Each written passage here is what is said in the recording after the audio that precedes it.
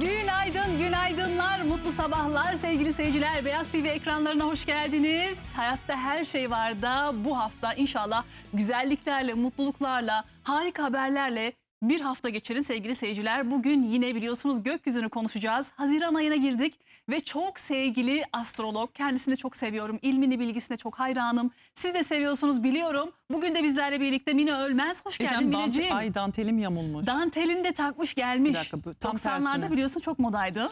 Çok moda. Ay Bardakların niye yamuldu altına. bu? Hah. Çok Evet güzel canım, olurdu. bu arada gerçekten dantel.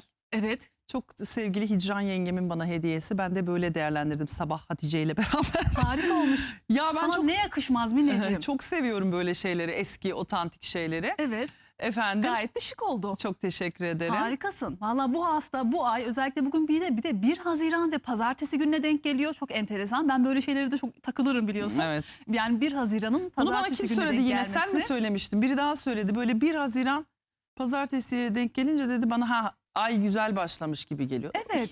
Daha bir başka. Mesela 1 Eylül de yine pazartesiydi. Evet. Unutmuyorum böyle detayları, neden unutmuyorum bilmiyorum ama Evet. güzel bir ay. Yani şimdi bu aydan daha bir umutluyum. Çünkü gökyüzünde inşallah daha güzel etkiler var. Daha Evet. böyle mucizevi, şifalandırıcı etkiler. Şimdi onları alacağız zaten senden. Ama onun dışında zaten biraz da böyle insan yaz gelince de herhalde Haziran'ınla birlikte bir daha bir enerjiler yükseliyor. Nasıl Evet. bir ay, nasıl bir haftaya giriyoruz Mineciğim? Şimdi bu ay şu dantelimi de Şimdi bu öncelikle herkesin geçmiş Kurban Bayramı'nı da bir tebrik edeyim. Senin de Sağ ol bayramını canım tebrik benim. ediyorum. Şimdi bu ay gerçekten iniş çıkışlı, güzellikleri de olan, bazen tabii ki zorlukları da olan bir ay.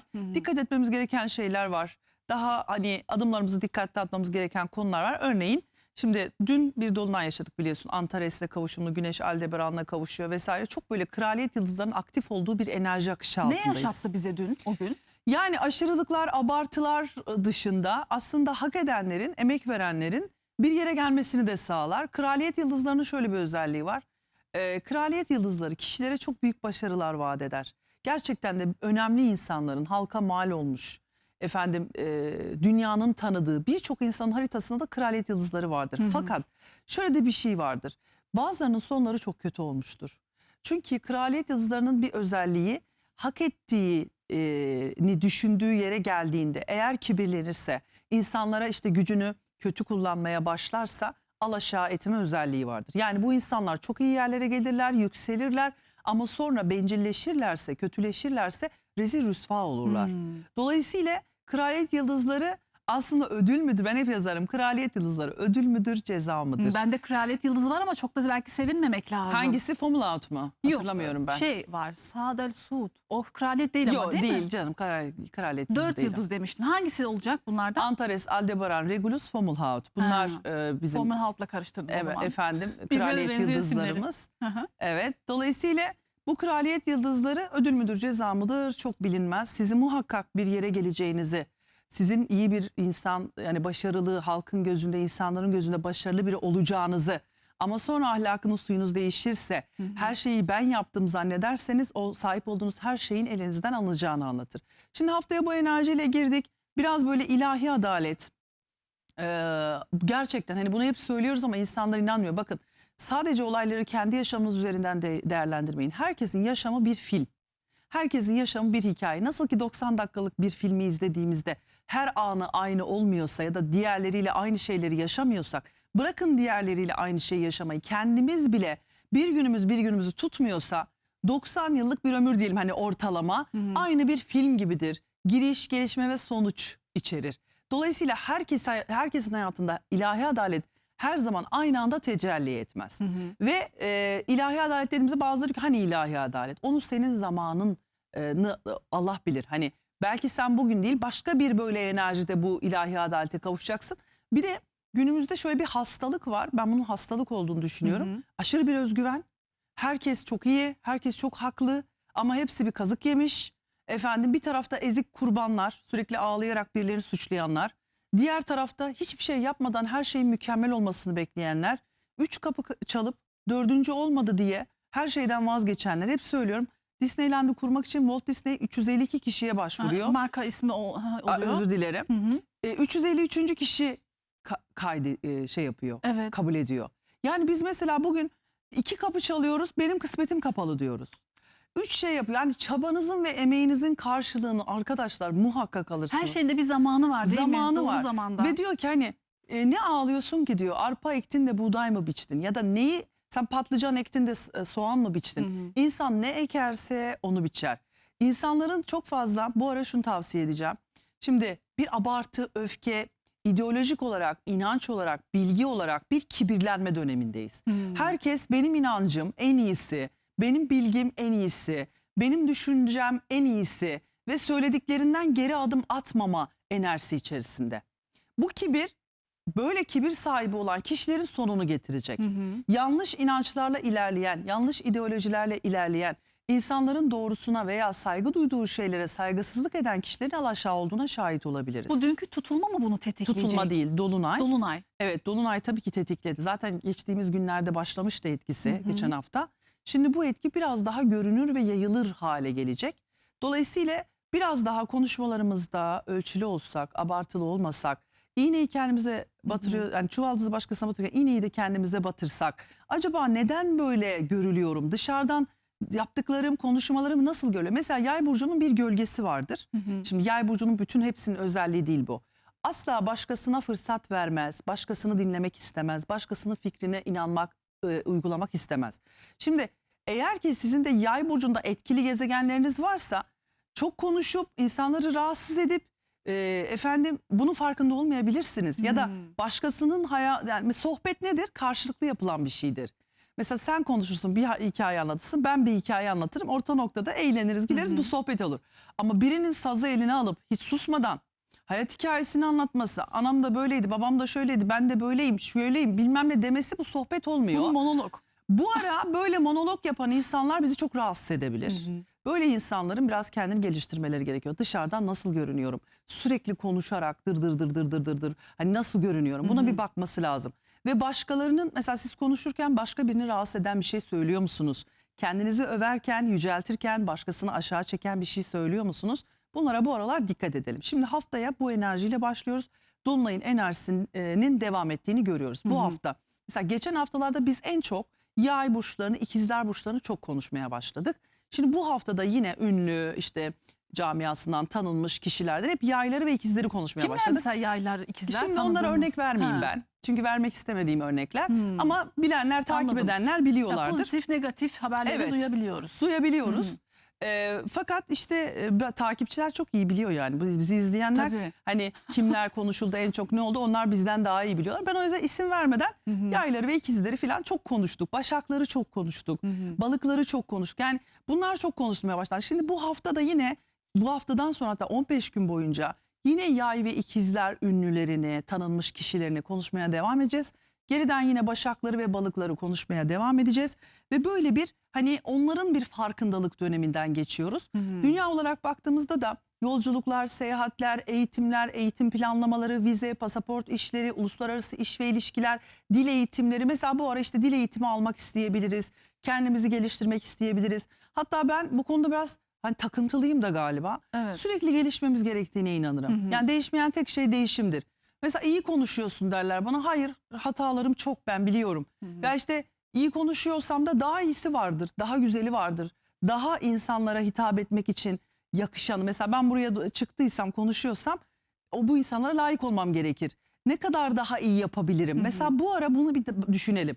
Dil öğrenmek, kendi dilimizi doğru konuşmak veya yeni eğitimler almak, pratik eğitimler. Mesela işte 1 aylık, 2 aylık, 3 aylık size iyi gelecek hobilerde içeren eğitimler alabilirsiniz. İnançlarımızı çok düşünebiliriz. Mesela felsefi eğitimlere katılmak için, işte tasavvuf eğitimleri almak için, inancımızla ilgili eğitimler veya bilgiler edinmek için çok güzel zamanlardan Kendini geçiyoruz. geliştirmek için gayet güzel bir zamandayız. Çok güzel bir zaman, çünkü ikizler yay hattı aslında basit bilgilerden bilgeliğe ulaşma hattıdır. Dolayısıyla bizim için bunu böyle kullanmak çok yararlı olur. Bu aralar büyükbaş hayvanlarla ilgili tehlikeleri, geçen hafta da uyarmıştım. İşte attan düşmektir veya büyükbaş hayvanlarla ilgili tehlikeli durumlardır, hastalıklardır. Bunlara dikkat etmek lazım. Kalçamızı, bacaklarımızı, baldırlarımızı çok zorlamamak lazım. Bu bölgeler bu aralar daha çok ağrıyabilir ve daha çok ödem tutabilir. Bunlara da dikkat etmek lazım. Evet. Şimdi bugün Merkür de Yengeç burcuna geçiyor. Güzel bir şey mi? Gülüyorsun. Şimdi Merkür Yengeç'le aslında çok hiç alakası olmayan bir alan. Neden? Çünkü Merkür biraz daha zihinsel, fikirsel bir gezegen. Yengeç ise ayın alanı. Daha duygulara hitap eden bir alan. Yani ilkel benliğimizin dile gelmesi gibi bir şey olabilir bu aslında. Yani mesela Nasıl? içimizde tutamadığımız işte mesela çok fazla duygularımızı ifade etmek istediğimiz, çok fazla geçmişe gittiğimiz, çok fazla nostalji yaptığımız bir süreç olabilir bu süreç. Biraz fazla düşünceli, derin düşünen, işte hazineler bir şey söyleyeceğim. İşte bak bunun gibi şeyler. Bak nostalji yaptın İşte sen de. efendim şeyler, Dantel taktın. danteller, efendime Boyalar, söyleyeyim nakışlar. eski maziye ait şeyler daha çok ilgimizi çekebilir. Eski aile hatıraları daha çok konuşabilir. Şimdiden söylüyorum, beni anlayan, çok anlayan, gerçekten gönülden bağlı olduğum bir kitle var. Onların beni çok iyi anlayacağını biliyorum. Ve benim söylediklerimi önceden değerlendirip bana öyle müteşekkir oluyorlar ki işte o zaman söylediklerim karşılıklıyor. Bazıları da diyor ki öyle böyle 2 hafta sonra yazıyor. Evet ben size kızmıştım ama söyledikleriniz evet aynen öyle ilerliyor diye. Evet. Şimdi önden söylüyorum. Şu anda Merkür Yengeç burcuna geçiyor ve kadar kalacak? ayın sonunda retro hareketine başlayacak.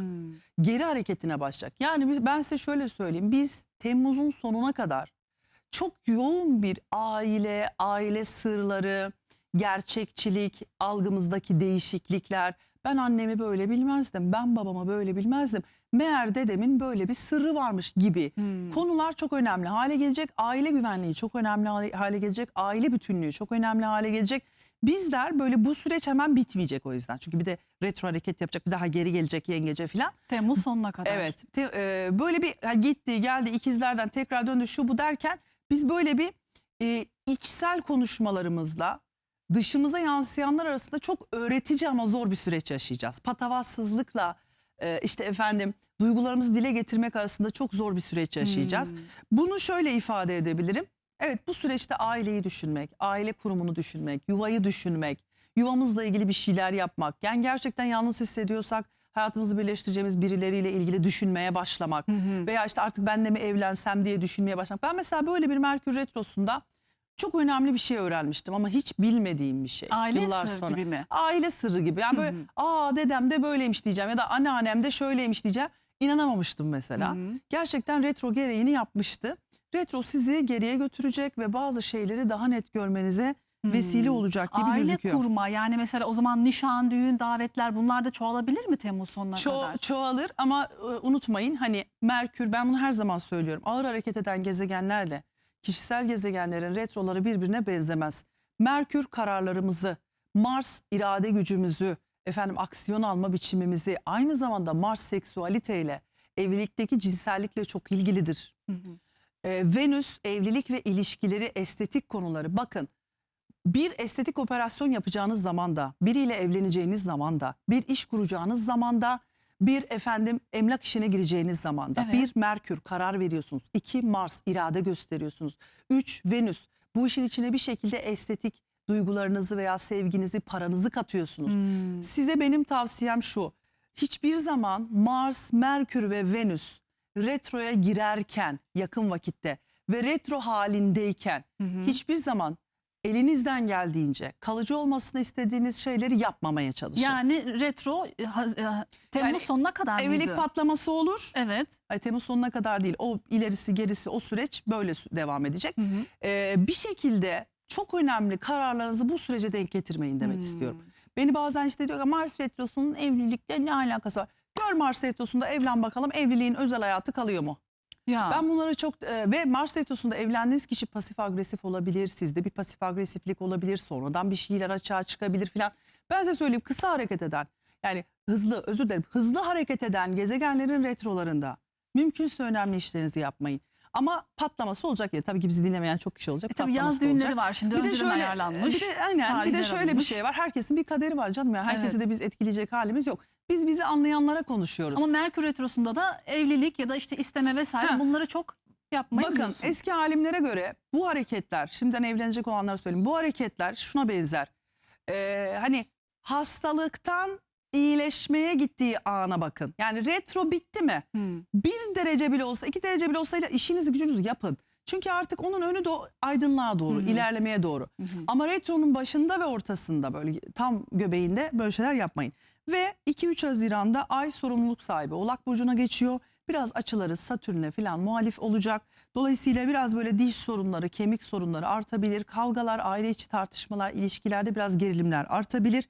Ve 4-5-6 Haziran bugünlerde daha sosyalleştiğimiz, daha özgür hissettiğimiz, daha arkadaşlarımızla bir takım gruplarla işte toplaştığımız bir zaman olabilir. 7 Haziran özellikle çok duygusal olabilir. Çok fazla iniş çıkışların olduğu, duygusal çıkışların olduğu bir gün olabilir.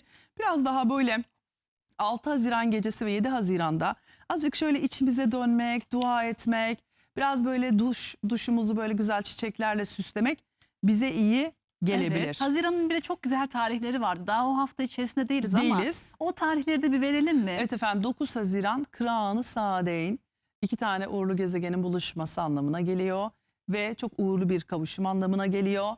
Dolayısıyla o zaman eğer önemli bir işiniz varsa, birinin kalbine dokunacak bir söz söylemek istiyorsanız kendinize böyle uğurlu şeyler alın. Ben mesela eşyaların da dili ve enerjisi olduğuna Uğruna. çok inanıyorum. Evet. Yani bu toplumda en zor şey ne biliyor musun? Kendi insanların fikirlerinde özgür olamamaları. Mesela kendi fikrini söylüyorsun, 1000 tane laf duyuyorsun. Bu fikrin bir şeylere yıkıcı durumda değilse veya ciddi anlamda birilerinin canını incitmiyorsa kimse ilgilendirmez ki. Ben eşyaların bir enerjisi olduğuna, evimize iyi ya da kötü geldiğine çok inanıyorum. Ben bunu tecrübemle yaşadım. Kesinlikle. Mesela ben böyle günlerde mutlaka kendime mesela cüzdanımı yenilerim. Ya. Giderim bir mor cüzdan alırım. İsterseniz başka renk alın. Ay ben mor cüzdan çok arıyorum. Hiçbir yerde mor cüzdan yok. Sen dedim mor cüzdan kullan. Parayı Arayan çeker. Mevlasını bulur. İnşallah bulacağız. Bulursun. Bakıyorum her yer özellikle. Bulursun. Sen niyetine al. Çünkü sen balıksın, bir de sana daha çok iyi gelir mor. Öyle mi? Evet, Jüpiteryen enerji ve şöyle mesela gidin ne yapın, işte 4 yapraklı yoncaların sembolü, işte bir vazo olur. Çiçek, gerçekten yonca alıp ekebilirsiniz. Siz neden biliyor musunuz? Gülle meşgul olan gül kokar. Dikenle meşgul olan giderek ay uy orasına burasına battığı için artık o da isyankar birine dönüşür. Acıyan birine dönüşür. Neyle meşgul olursanız gerçekten ona benzersiniz. Güzel şeylere bakın. Güzel manzaralara bakın. Mesela ne zaman kötü hissetseniz güzel bir manzaraya bakın. Evet. Eskiden şöyle bir adet var, hatta böyle kitaplarda yazar, eski kitaplarda. Diyor ki mesela dolunay gördüğünüz vakit işte güzel bir çocuğa veya kadına bakın. Dün mesela. Evet, mesela önce işte dolunayı gördüm, güzel bir kadına baktım. Ne Güzel oluyor bir mesela insana o bak. anda? Ne bileyim, büyüklerimiz böyle tavsiye etmişler. Demek ki Yani- güzele bakmak hep sevaptır Demek zaten. ki o ışıkla enerjiyi iyi hale getiriyor. hale Bilemiyorum, ben getir. bunu çok ve anlamadığım halde niye acaba Hani böyle bir ay şey gibi demişler? parlak derler ya, güzel bir kadın, bir çocuk, o da senin içini parlatacak. Masumiyet, güzellik, Evet. enerjisi. Yani bakıp tabii maşallah demeyi ihmal etmeden Evet. aya bak diyor. Ya da işte aya bakmadan evvel mi diyor, bak sonra aya bak diyor filan. Ya böyle gelenekler Aslında var o mesela. benzerliği göreceksin diyor belki de. Belki Ay de- ve insan arasındaki o güzellik, Aynen yüzüne öyle. baktığında o parlaklık. Şimdi şöyle düşün aslında, mesela sürekli karanlığa bakıyorsun. Çok güzel bir söz diyor ki, sen karanlığa bakarsan karanlıkta sana bakar. Bir süre sonra paranoyaklaşmaya başlarsın. Karanlığın içinde bazı şekiller görmeye başlarsın. Gözler görürsün, sana doğru geldiklerini görürsün. İnsan kötüye baktıkça, kötü insanlara baktıkça kendinden oluyor. Seni senden ediyorlar. Üzüm üzüme baka baka, Baka baka kararmış kararıyor. yani. O zaman sen de git yeşil yoncalara bak. Güzel ağaçlara bak. Çiçeklere bak. Baktın şu tarafta gördüğün insanlardan hoşlanmadın. Bu tarafta Soluna seveceğin insanlara bak. Çiçeklere bak. Suya bak. Toprağa, dağlara bak. Mesela şu anda bizi izleyenler arasında denizi görenler vardır. Dağları görenler vardır. Mutlaka hani bir şekilde hani ya dağ tarafındadır ya deniz tarafındadır. Ya bir şey vardır güzel olan diye inanıyorum inşallah. Mesela dağlık yerde yaşayanlar dağlara baksınlar. Ne göklere güzeldir o baksınlar. manzarada, dağ manzarası. İnan bana, insanız biz, hasretiz ya. Evet. Yani öyle bir şey yaşıyoruz ki sanki insanların tek görevi efendim oku, çalış, okula git, işte evlen, çocuk yap. İşte ona annesine dedim, vay kaynanama böyle dedim. Vay. Ya arkadaşlar, bizim her şeyden önce şöyle bir görevimiz var.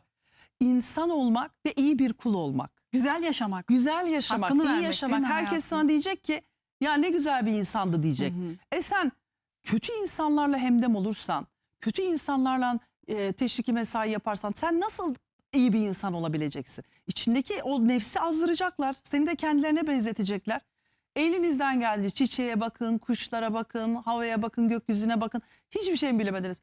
Gökyüzüne bakın, dua edin. Evet. Dolayısıyla böyle zamanlarda 9 Haziran gibi güzel, hatta 8-9 Haziran diyeyim, güzel günlerde Güzel şeylerle meşgul olun. Daha böyle şanslı olan burçlar var mı? Mesela yengeçte oluyor ya bir kavuşum. Yengeç mi Tabii daha ki yengeç şanslı? çok şanslı genel olarak hayatıyla ilgili. Balıklar çok şanslı. Akrepler Bu şanslı. konular belli değil mi burada? Hiç belli olmaz. Yani tabii ki yengeçler daha genel olarak çok şanslılar. Balıklar aşk ve çocuklarla ilgili konularda çok şanslılar. Oğlaklar ilişkilerle ilgili konularda. Boğalar iletişimle ilgili. Akrepler yine iletişim, eğitim ve manevi konularda çok şanslılar. Başaklar da çok şanslılar. Çünkü başakların iyi şans evinde, iyi ruh evinde gerçekleşiyor. Balıkların da şans evinde gerçekleşiyor. Aa, İşte güneşleri bu burçta olanlara da olumlu açılarla bağlandığı için hadi bu inşallah. burçları tabii ki en önden bir Yani etkiliyor. o gün mü gerçekten o bir şans gelir? Hayır öyle 9'unda mı? olmaz. Nasıl Öyle oluyor? olmaz. Mesela şöyle düşün. Kimisi şu andan bu enerji hissetmeye başlar. Kimisi hafta sonu yoğunlaşır. Kimisinin aynı gün bir mucizesi olur. Mesela Jüpiter yengece geçtiği gün ben aynı gün 2 tane iyi haber almıştım. Geçer geçmez. Sana iyi geldi. Bana iyi yani 2 tane endişe ettiğim olayla ilgili 2 tane iyi haber almıştım. Dedim ki Allah'ım ben maşallah bir geldi dedim. Ama kimisi de diyor ki mesela yok bana hiçbir şey gelmiyor gülmüyor. Arkadaşlar isyan ettikçe olmayacak. Çünkü siz bu dünyayı sadece maddeden ibaret, evlilikten ibaret, aşktan ibaret, yemek içmek, zenginlikten ibaret sandıkça o olmayacak. Ve çok takıyoruz ya bir Diyeceksiniz şeye. ki sana konuşması kolay. Yo benim bir ton derdim var. Ben kimseye söylemiyorum. Ben sadece dertlerimi Allah'a söylerim. Benim kimseyle işim yok. Yani benim de çok üzüntü duyduğum şeyler var. Çok karmaşık ve zor bir hayatım var. Hatta diyor bana yazıyorlar senin tuzun kuru falan. Yani Allah şu yüklerimi alıp size verse ne yaparsınız bilmiyorum yani. Ya Allah Herkesin kendine göre bir hayatında daha zorluk veriyor. var. Evet. Ama ben şikayet etmeyi bıraktım. İnsanlara anlatmayı bıraktım ve çok rahatladım. İsyan etmeyi bırakın. Bakın isyan isyanı getiriyor. Şükürsüzlük yapmanıza vesile olacak şeyleri getiriyor. Benzer şeyler benzer şeyleri çekiyor. Dilin ne söylerse ardından gelecek olan onun daha beteri oluyor. Ya da daha iyisi oluyor. Ağzını hayra aç boşuna demiyoruz Ağzına hayır ya. aç. Gerçekten. Ağzına İyi hayır ümit aç. edelim, iyilikler olsun. Zaten bir şeye inandığınız zaman iyi veya kötü onu gerçekleştiriyoruz ne yazık ki. Bir şeye çok fazla takıyoruz. O negatif diyelim. Ay olmayacak, bu olmayacak, bu olmayacak. Gerçekten olmuyor. Çünkü sen ona inandın. Neye inanıyorsan Evet. o. Bazıları elinde olmayanlar da var. Mesela takıntı hastalığınız varsa, obsesif bir insansanız bir şeye taktığınızı mı takıyorsunuz. Ben de çok takıntılı bir insandım. Ama ben şunu anladım. İnsanlar takıntılarından vazgeçemezler. Sadece takıntı yapacakları şeyleri değiştirebilirler. Bu sefer başka bir takıntım buluyor insan. İşim. Hı. İşime takıntılıyım. Yani işimle ilgili bir şey eksik yaptığım zaman hiç huzurlu Çok olamam. avantajlı bir şey. Rahatsız olurum. Ben öyle yaptım. İnsanları bıraktım. Birilerine bir şeyleri takmayı takmıyor muyum bazen? Benim de sinirlendiğim şeyler oluyor ama bir gün sürüyor. İkinci güne kayacak gibi olursa diyorum ki Mine sen böyle bomboş bir insan veya bomboş bir mesele için ikinci gününe bunu atamazsın diyorum. Evet. Bunu bırak, dünde bırak. Sen yoluna bak, sen Allah'ına bak, sen duana bak, enerjine bak. Ve insanlara şikayet etmeyin arkadaşlar. Yarısı seviniyor, yarısı size acıyor. Yarısı da diyor ki beter olsun diyor. Tövbe yarabbim. Anlatmayın Kimsenin niyetini insanlara. bilemiyorsun Yarısı da vallahi. diyor ki ah vah vah vah diyor. Sonra siz mesela azıcık derler ya hani bir tıkanlandı. Azıcık şöyle kendinize geldiğinizde diyor ki ama senin de kocanla aran böyleydi. Düzeldiniz mi canım diyor sana olmadık bir ortamda.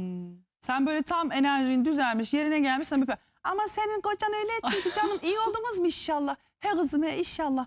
Evet, herkesin onun eşiyle için arası insanlara bozulabilir. Ne var ki bunda? şikayette bulunmayın. Tek şikayet makam var o da Allah. Allah'ım sana şikayet ediyorum derdimi sana anlatıyorum. Ama kimseye anlatmayacaksın başka. Bir tek Allah'a söyleyeceksin. İşte insan en yakınlarına işte annesidir, kız kardeşidir Annene anlattın anlatıyorsun. annen senden çok üzülüyor. Tabii o zaten böyle bir şey Kardeşine söylemez. anlattın sen seviyorsan. affetsen o affetmiyor sonra düşman oluyor sen ne anlattıysan o kişilere. Ya kardeşten anneden öte Allah var Allah'a anlat. İçinden ona söyle ona izah et ona şikayet et. Gerçekten her şeyi Allah'a anlattığınızda var ya kimse size zarar veremiyor ha. Çünkü her şey Haberiniz ondan olsun. geliyor. Düzeltme Çünkü de diyor ki ondan bu kulum geliyor. sadece bana güvenip dayandı. Bu bana emanet etti acısını.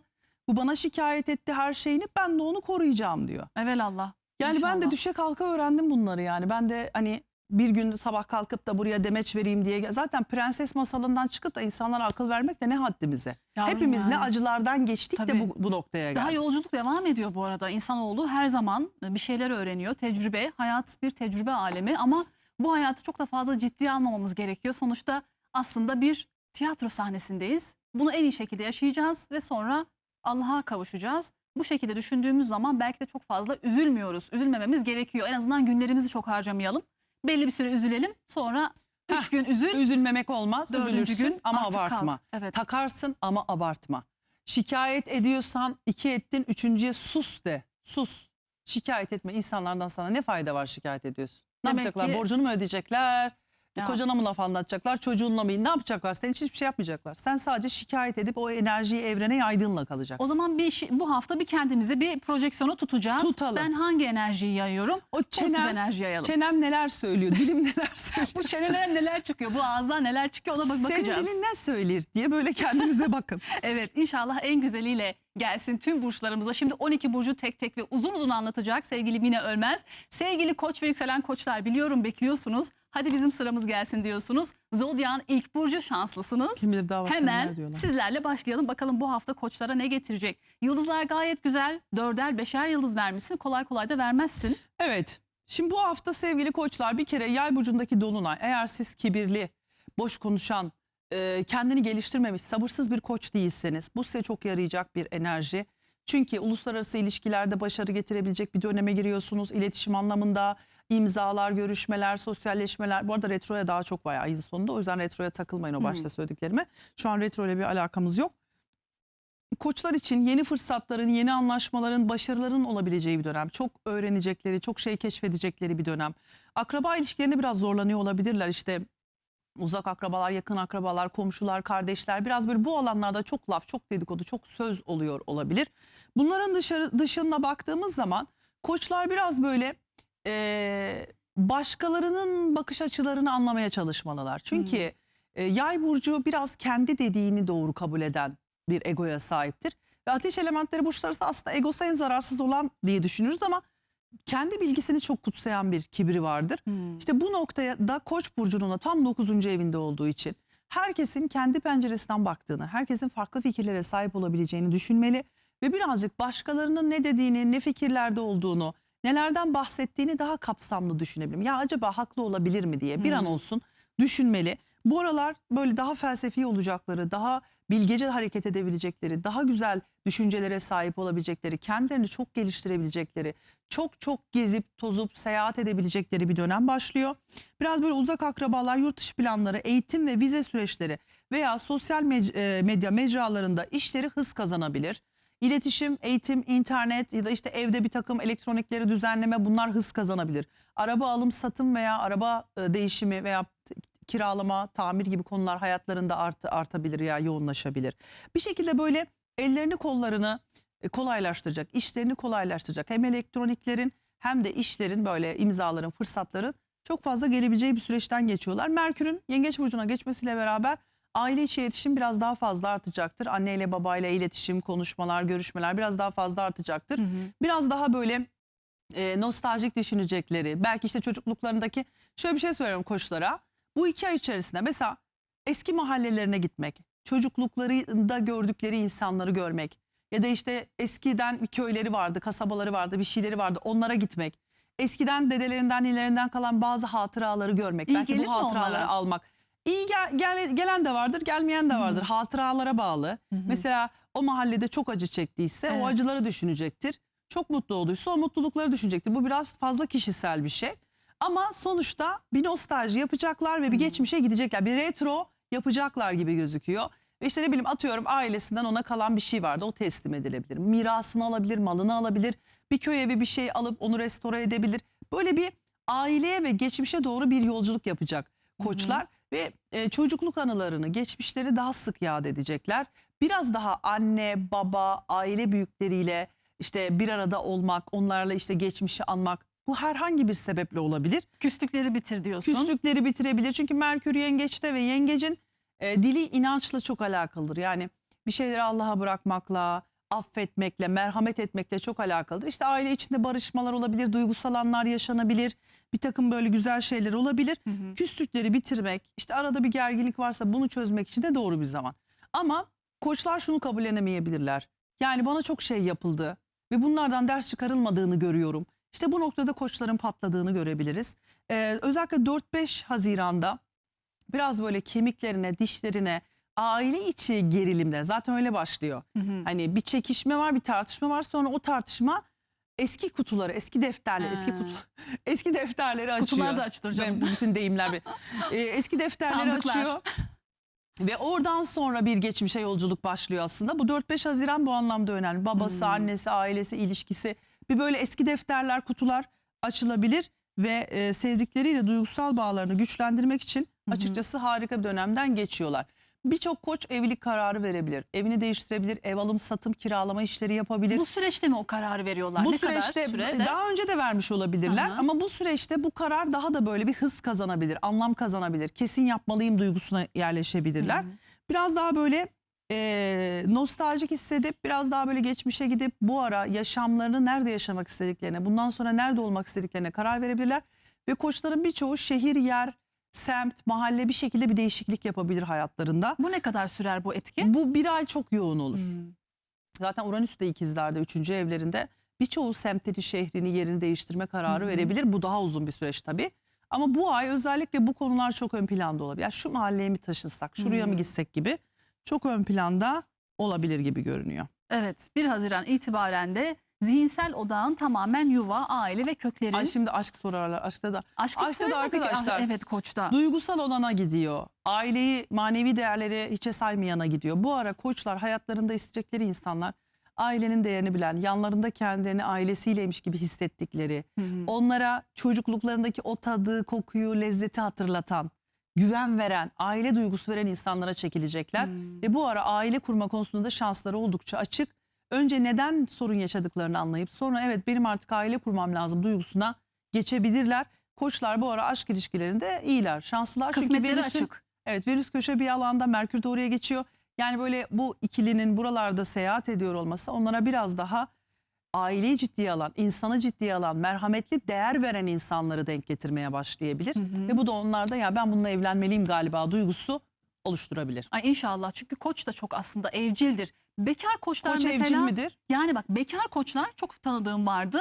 İşte böyle gezmeyi tozmayı çok severler ama evlendikten evcil sonra deyince benim hayatını eşkal. öyle bir değiştiren koçlar tanıyorum Ben ki tamamen tanımıyorum, ev bana da hanımı, tanıtır mısın? tamamen anne. Evet, yani böyle çok denk geldi bana, bilmiyorum neden Allah'ını ama. seversen beni de tanıştır. Öyle mi? Şaka bir yana evet, kadınlar öyle. Kadın Kadınlar, koçlar evet. Evet. Ama erkek koçlar da yani bilemeyeceğim şimdi. Onlar küçük çocuklar. Tamam, şimdi diyecekler koçlara düşmansın. Düşman falan değilim kardeşim. Yani koç özgür ruhludur. Evet. Bir de çok çabuk evliliğe karar verir. Peki o zaman boğalara geçelim mi? Çok Geçelim hadi. koçları anlattık. Evet, İnşallah artık bir süre güzellikle, bitti. bereketle gelsin. Sevgili boğa ve yükselen boğalar, bakalım bu hafta sizin burcunuzda neler olup neler bitiyor? Güzel bir hafta, inişli çıkışlı ama boğada neler var? Parada 5 yıldızı vermişsin Mineciğim. Evet canım. Parasal anlamda mı bereketli Parasal bir hafta? anlamda çok bereketli. Aynı zamanda iletişim anlamında çok bereketli. Fakat önce atlaması gereken bazı badireler var, atlatması gereken. Öncelikle boğalar, bir miras işleri varsa bununla ilgili artık sona yaklaşmış olabilirler. Alacakları bir tazminat veya bir nafaka varsa bununla ilgili bir sona yaklaşmış olabilirler. Bir şekilde hakları olan parayı almak için harekete geçtikleri, mücadele ettikleri bir süreç olabilir. Boğalar bu süreç çoktan başladı bu arada ama bu dolunayla beraber daha görünür hale gelmiştir. Eğer gerçekten bir hakkınız alacağınız varsa tazminat olur, nafaka olur, efendim birinden mesela borç verdiniz, borç aldınız, o olur. Bir şekilde boğa burçlarının bu konuda dikkatli olması gerekiyor ve haklarını alırken kibir yapmak, saldırgan olmak, kötü davranmak, karşı tarafa işte bu benim hakkım alırım tarzında davranmak ya da hukuku hiçe sayacak hareketler yapmak kötü şeylere sebebiyet verebilir. Hukuku hiçe saymadan, hukuki yollarla, doğru adımlarla boğalar hakları olan mirasları alabilirler bu süreçte. Hakları olan tazminatları, paraları alabilirler. Bu ay boğa burçlarının para ayı. Borçları varsa onları ödemek. Bu arada ben böyle deyince herkes sanıyor ki böyle gökten para yağacak. Evet, ben hem onu görselleştiriyorum, ya biliyor musun? keşke yağsa canım, ya keşke ben alsam yağdırsam paraları üstünüzden ama herkesin bir rızkı var. Kiminin şu an 5.000 acil ihtiyacı var, kiminin 15.000 acil ihtiyacı var, kiminin 105.000'e ihtiyacı var. Herkes kendi hayatını şöyle düşünün. Mesela borcunu kapatmak, işte ufak bir paraya ihtiyacı var, sıkıştı onun gelmesi, ufak tefek bir altındır, değerli şeylerdir bunların alması. Bazıları için gerçekten büyük bir paranın gelmesi. Bu herkesin hayatına ve rızkına, benim bilemeyeceğim bir nasibine, Allah'tan gelen nasibine bağlı bir şekilde. Birçoğunun da böyle rızkında genişlemeler, güzel böyle bir paranın gelmesi, maddi konularda rahatlamalar görülebilir ama bir boğa olarak uzun zamandır bir borcunuz vardı da ödemediyseniz, kredi borçlarınız varsa filan, bunlar üstünüze yıkılabilir. Kredi, vergi gibi konularda bu ay çok dikkat etmeniz lazım. Allah'tan kazanç alanınız da oldukça açık. Yani masraf alanları açık olduğu kadar kazanç alanları da açık. Demek ki biliyor musun, genelde böyledir ha aslında. Mesela para alanımız açıkken Masraf alanımız da çok. Çok giderlerim var diyorsun ama o ay çok da geliyor. Evet, astroloji yorumları yaparken ben buna çok dikkat ediyorum. Diyorum ki ya burada harcatan bir şey var, burada da kazandıran bir şey var. Demek ki hayatın bir dengesi var. Evet ya. Yani mesela şu bardak kırılacak ki yerine yenisi gelecek, cam yapanlar para kazanacak. Çok tutmak da aslında iyi değil. Evet. Ya mesela Kıtlık hiçbir cam enerjisi. kırılmasa cam ustaları ne yapacak gibi düşünün. Yani bir şekilde bu bardağın yerine de yenisi gelmesi için bunun kırılması gerekiyor. Dolayısıyla gidiyor para ve geliyor. Para döneminiz bu şekilde. Çok para kazanma şansınız da var. İşinizde teknolojiyi ve iletişimi etkili kullanmaya bakın. Merkür'ün Yengeç burcuna geçmesi kardeşleriyle, akrabalarıyla, yakın çevreleriyle aralarında böyle daha yoğun bir nostaljik iletişime sebebiyet verebilir. Kardeşlerle özlem gidermek, eski konuları açmak, yine yakın geziler yapmak. İşte köyümüze gidelim, şuraya gidelim. Onların da çünkü seyahat alanlarını da etkilediği için. Ve düşünceleri daha duygusal olabilir. Sadece boğalar şu tuzağa düşmesinler. Yani çok duygusal düşüncelere kapılmayın. Çok böyle kendinizi kurban gibi görmeyin. Kimse beni sevmiyor ki, işte bana haksızlık etti, nankörlük etti. Baktınız böyle hep böyle acı şeyler konuşmak istiyorsunuz veya hep kalbinizin kırgınlığını anlatmak istiyorsunuz. Şöyle bir kendinize gelin, silkelenin. Çünkü bu ara boğalar çok kalbi, çok yürekten, çok duygusal düşünüp çok da duygusal konuşabilecek bir durumdalar. Birazcık böyle iletişim konusunda konuşurken, ifade ederken aşırı kendinize acımadığınızdan, kendinizi kurban gibi görmediğinizden emin olmaya çalışın. 4-5 Haziran'da biraz böyle yine akraba ilişkileri, dedikodular, arkadan dönen bazı şeyler veya çok fazla düşünmek ve takılmak sizi yorabilir. Siz de dişlerinize ve kemiklerinize, biraz cildinize o günlerde dikkat edin. Hafta sonuna doğru sadece kariyer planlarınızı düşünmeye başlayacaksınız. Geleceğim ne olacak? İşte kariyer planı derken de diyorlar ki mesela ben evde oturuyorum çocuklarla, ne kariyeri diyor. Şöyle düşünün, tepe noktanız. Mesela sizin mahalledeki imajınız ne? Akrabalar sizi nasıl tanır? Anne babanızla ilişkiniz ne? Kayınvalide kayınpederinizle ilişkiniz ne? Üst pozisyonda hani mecburen saygı gösterdiğiniz kişilerle ilişkiniz ne? Bunları da anlatır. Sadece illa kariyeri anlatmıyor. Onlar için de yani böyle işte artık aileyle ilgili konularda daha özgür olmak isteyebilirler hafta sonuna doğru. Ya ben işte her bayram işte senin annene gitmek zorunda mıyım? Veya işte çocukları her bayram ya da her bilmem özel günde hep ben mi idare etmek zorundayım? Boğalar birazcık hafta sonuna doğru kendi kişisel özgürlük alanlarını arayacaklar. Biraz dostlarımla da bir arada olmak istiyorum. Biraz hayatımda özgürlük olsun istiyorum. Biraz geleceğimi düşünmek, planlamak istiyorum. Biraz daha böyle takıntısız, huzurlu bir zaman istiyorum. İsyanı olabilir onlarda. Biraz böyle hafta sonuna doğru boğaları devrimci gibi görebiliriz. Evde bir devrim yapabilir mesela. Bundan sonra böyle kardeşim diyebilir. Ve hafta sonu da yine sevdiği dostlarıyla bir arada olmak, dertleşmek, nostalji yapmak, güzel şeyler konuşmak için özellikle pazar günü destekleniyorlar. Evet, İnşallah. nasıl olsa gelir diye çok para harcamıyoruz. Maddi konularda hata yapmıyoruz. Aşkla ilgili konularda şu an avantajlı. Çünkü Venüs dost burçlarında, Merkür de oraya geçiyor, yönetici gezegenleri. Çok duygusal, çok onlar da böyle aileci, korumacı, işte ruha dokunan konuşmalar yapan insanlardan etkilenebilirler. Yakın çevrelerinde birileriyle yakınlaşmaya başlayabilirler ya da yakın çevrelerinde birileri aracılığıyla. İlişkisi olanlar için daha duygusal, daha nostaljik. İşte seninle 10 sene önce şunu yapmıştık, keşke yine yapsak. Atıyorum seninle 5 sene önce Mardin'e gitmiştik, Samsun'a gitmiştik, keşke yine gitsek gibi. Partnerleriyle eskiden yapmış oldukları şeyleri tekrar yapma arzusu yaşayabilirler. Hatta beraber okul okumuş olanlar, beraber üniversite okumuş olanlar. Hadi gel eski okulumuza bir gidelim. Oralara bir gidelim. Ne duygusaldır o Çok, anlar var değil ya. mi? Çok da Çok hüzünlü oluyor insan. Çocukluğunu gördüğün zaman o okul vesaire insana nostalji her zaman bir hüzün getiriyor. Çocukluğuna İnşallah. acıdığın oluyor mu hiç böyle? Acımıyorum da hani o bir hüzündür yani. Bir Ben tatlı, çocukluğuma güzel çok bir çocukluk bazen geçirdim çok acıyorum. şükür. Yani ben çok da güzel bir çocukluk geçirdim ama ben çok neşeli bir çocuktum. Ben böyle çocukluğuma çok acırım mesela. Derim ki ya ne kadar masummuşum, ne kadar korumasızmışım. Ama insan büyüyüp de güçlendiği zaman işte şükrediyor. Yani bir gün o zaman bilsen mesela bir gün sen kendini koruyabilecek, daha güçlü bir birey olacaksın. O kadar takılmıyorsun ondan sonra. Ama işte çocukluk. Minik. Ben çocuklara çok acıyorum. Evet. Bütün çocuklara çok Yani masumlar. Allah koruyor bizi, çocuklarımızı da. Ona emanetiz zaten. İnşallah boğalar için de güzel bir hafta olsun. Bol nostaljili, bol sevdiklerinizle, ailenizle birlikte geçireceğiniz güzel vakitleriniz olsun sevgili boğalar, aile insanları boğalarda. Geldik şimdi sevgili ikizler ve yükselen ikizlere. Bakalım ikizlerin hayatında bu hafta neler olabilecek? Hangi noktalar, hangi konular daha fazla ön plana çıkıyor sizin için? Aşkta, parada, sağlık, eğitimde fena değil yıldızlarınız. Biraz aşktan kısmışsın. Sıkıntı mı var ilişkilerde? Yani evet, aslında neden kıstım? belirsizlik olduğu için kıstım. Şöyle ki yay burcunda çok sert bir dolunay yaşadık. Bu dolunay birçok ikizlerin ilişkisini bitirmesi, birçok ikizlerin ilişkisinde önemli bir karar vermesi anlamına geliyor. Yani bu iyi kararları da kötü kararları da beraberinde getirebileceği için burada aşkta çok iyi diyemeyiz ya da kötü de diyemeyiz. Çünkü bazıları diyecek ki artık evlenelim diyecek. Bazıları diyecek ki senden hoşlanıyorum, birlikte olalım mı diyecek. Bazıları ilişkisindeki abartıyı, mübalağayı görecek, partnerinden uzaklaşacak ya da kavga, ego çatışmalarına girecek. Bazıları artık böyle ne derler, miladını doldurmuş, miadını mı doldurmuş derler. O tarz ilişkileri artık bitirecekler. Kimisi boşanmaya giderken kimisi evlilik kapısına gidecek. Dolayısıyla buna aşkta iyi ya da kötü bir dönem diyemeyiz. Kaderin dokunduğu dönem diyebiliriz. Yani senin kısmetin kaderinde ne varsa aşkta sen ona doğru yöneleceksin anlamına geliyor. Dün de öyle bir kadersel dolunay gerçekleşti ve bu dolunayın etkisiyle beraber ikizler burçlarının hayatında kadersel bir kapı açıldı.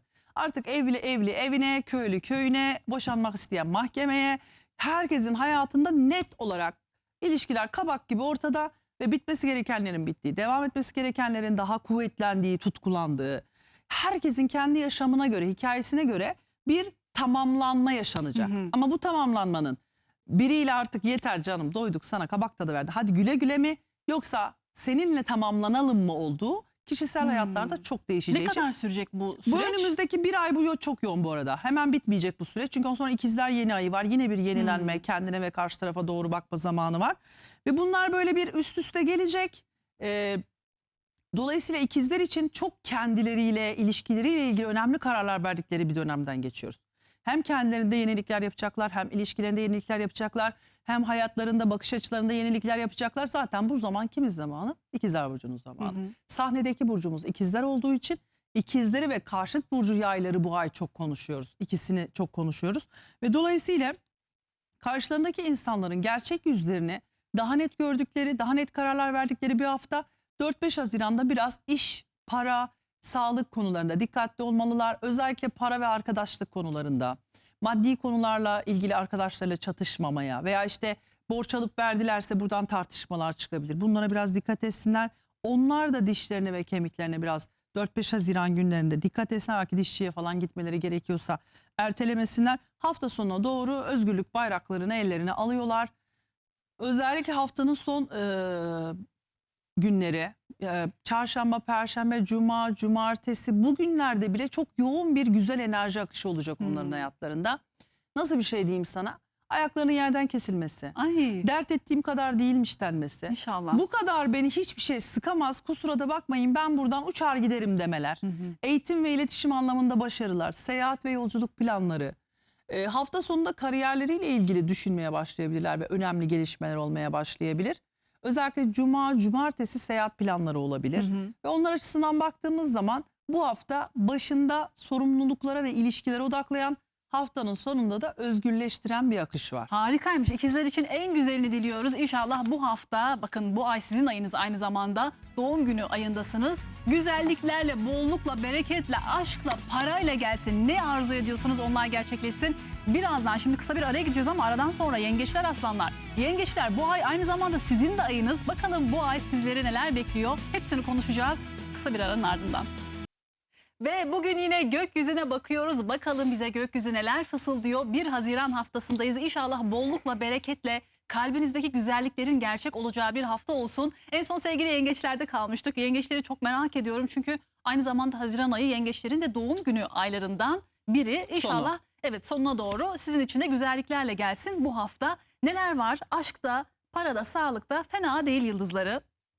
Efendim gayet güzel. Bir kere Haziran ayında yengeçler için gerçekten kötülükle iyilik bir arada, biliyor musun? Neden kötülükle iyilik bir arada ama? Sizde bir şey yok, sizde bir sıkıntı yok.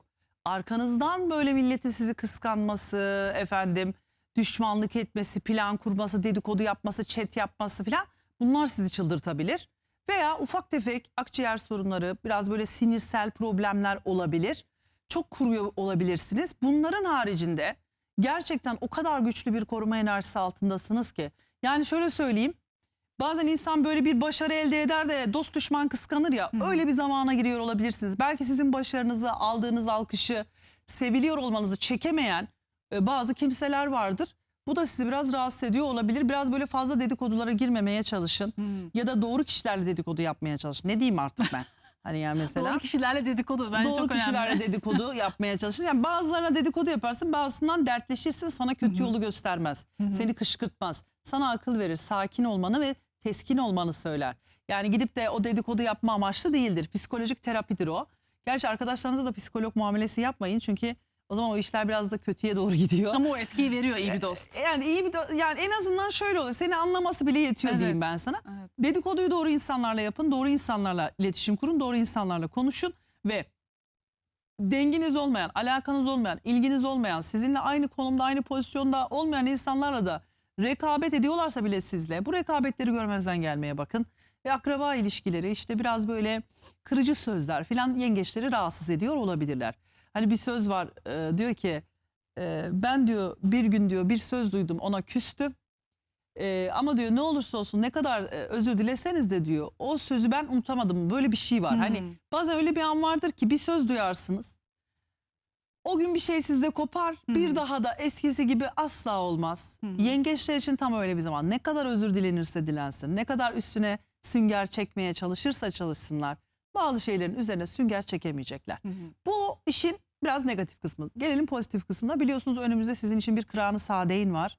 Mutluluk veren bir enerji var. Kutluluk veren bir enerji var. Kutlamalar, başarılar, güzel haberler, iyi enerjiler, bunlar bekliyor Ne sizi. zaman? Başladı etkisi ama 9 Haziran'da bu çok daha yoğun bir hale geliyor. 9 Haziran ve 9 Haziran'ı takip eden günlerde, işte öncesi sonrası, biraz daha yaklaşıyorsunuz bu enerjiye. Dolayısıyla Merkür'ün de bu hafta Yengeç Burcu'na geçmesiyle beraber söyleyecekleri çok şey var. Çok sustular, çok dedikoduları yapıldı, çok sustular, çok yuttular. Şimdi yengeçler kalbe dokunacak şekilde haklarını aramaya başlayacaklar bugün itibariyle. Ve haftaya dolunay enerjisiyle başlıyorlar. Bu hafta diyete başlamak, spora başlamak isteyebilirler. Sağlıkla ilgili kararlar vermek isteyebilirler. Zararlı alışkanlıklarını bitirmek isteyebilirler. İnşallah. Kendilerini böyle bir yeniden doğurmak arzusu var yengeçlerde bu hafta. Ve yani işte kilo vermeliyim veya kilo almalıyım veya işte biraz daha işte şu işlemleri yaptırsam, saçıma, başıma, cildime bir bakım yaptırsam, bir hamama gitsem filan. Yengeçler için böyle bir süreç. Aynı zamanda yengeçlerin iş hayatlarında da yeni bir dönemin başlayacağı, bir bitiş ve bir başlangıç evresinin başlayacağı bir Nasıl dönem. bitiş, başlangıç? Onu bilemeyiz yani. Hani kimi İş işten anlamında. çıkar, Aha. kimisi bir işi bırakır başka işe geçer, kimisi iş yerinden biriyle takışır, işte ikisinden biri gider, kimisi çalışanını gönderir. Yani böyle bir durumlar olabilir yengeçlerin hayatında işle ilgili. Biraz böyle saçını, başını, imajını yenilemek isteyebilir. Bu ara çok fazla telefonu susmadan çalabilir, çok konuşabilir, çok tartışmaların içerisine girebilir. Biraz 9 Haziran'da enteresan da bir enerji daha var. Ne o? O gün onlar için Kıran-ı Saadeyn var. Bir mutluluk kapısı açılıyor. Ama tam 8, 9, 10 Haziran'da bir etki daha var. O da ne biliyor musun? Merkür'ün Satürn'le olan dik açısı. Bu şu anlama geliyor. Bazı insanlarla küsmenizde hayır vardır. Bazı insanlar bırakın sizi kötü bilsinler. Yuvanızı yıkacaklarına, başınıza işte çorap öreceklerine, size iftira atacaklarına, vay efendim onun bilmem nesiymiş de kırıyorum. Hayır, fitne fesat insanlarla ilişkilerini kesecekler. Bu da bir nimet olabilir bu Tabii. arada. Mesela 10 yıldır sabrettiğiniz bir fitne fesat fücur kişiden o gün kurtulabilirsiniz. O da bir hayır, bak ne güzel. Yani o da Etki. bir hayır. Böyle de bir etki var ve aynı zamanda biraz böyle otorite kabul edilen büyükleriyle de takışma yaşayabilecekleri bir zaman. Ama ne olursa olsun o enerji yavaş yavaş yaklaşıyor. İşte Merkür'ün yengece geçmesiyle beraber önce Neptün'le bir kare. Bu hafta size yalan söyleyen birini özellikle hafta sonuna doğru tespit edebilirsiniz sevgili yengeçler. Bir yalan, bir manipülasyon, bir tuzağa düşürme, boşatıp dolu tutturmayla karşı karşıya kalabilirsiniz. Biraz birilerinin sizi kurban rolüne düşüp tuzağa çektiğini fark edebilirsiniz. Ağlayan şeytanlara çok dikkat etmek gerekiyor.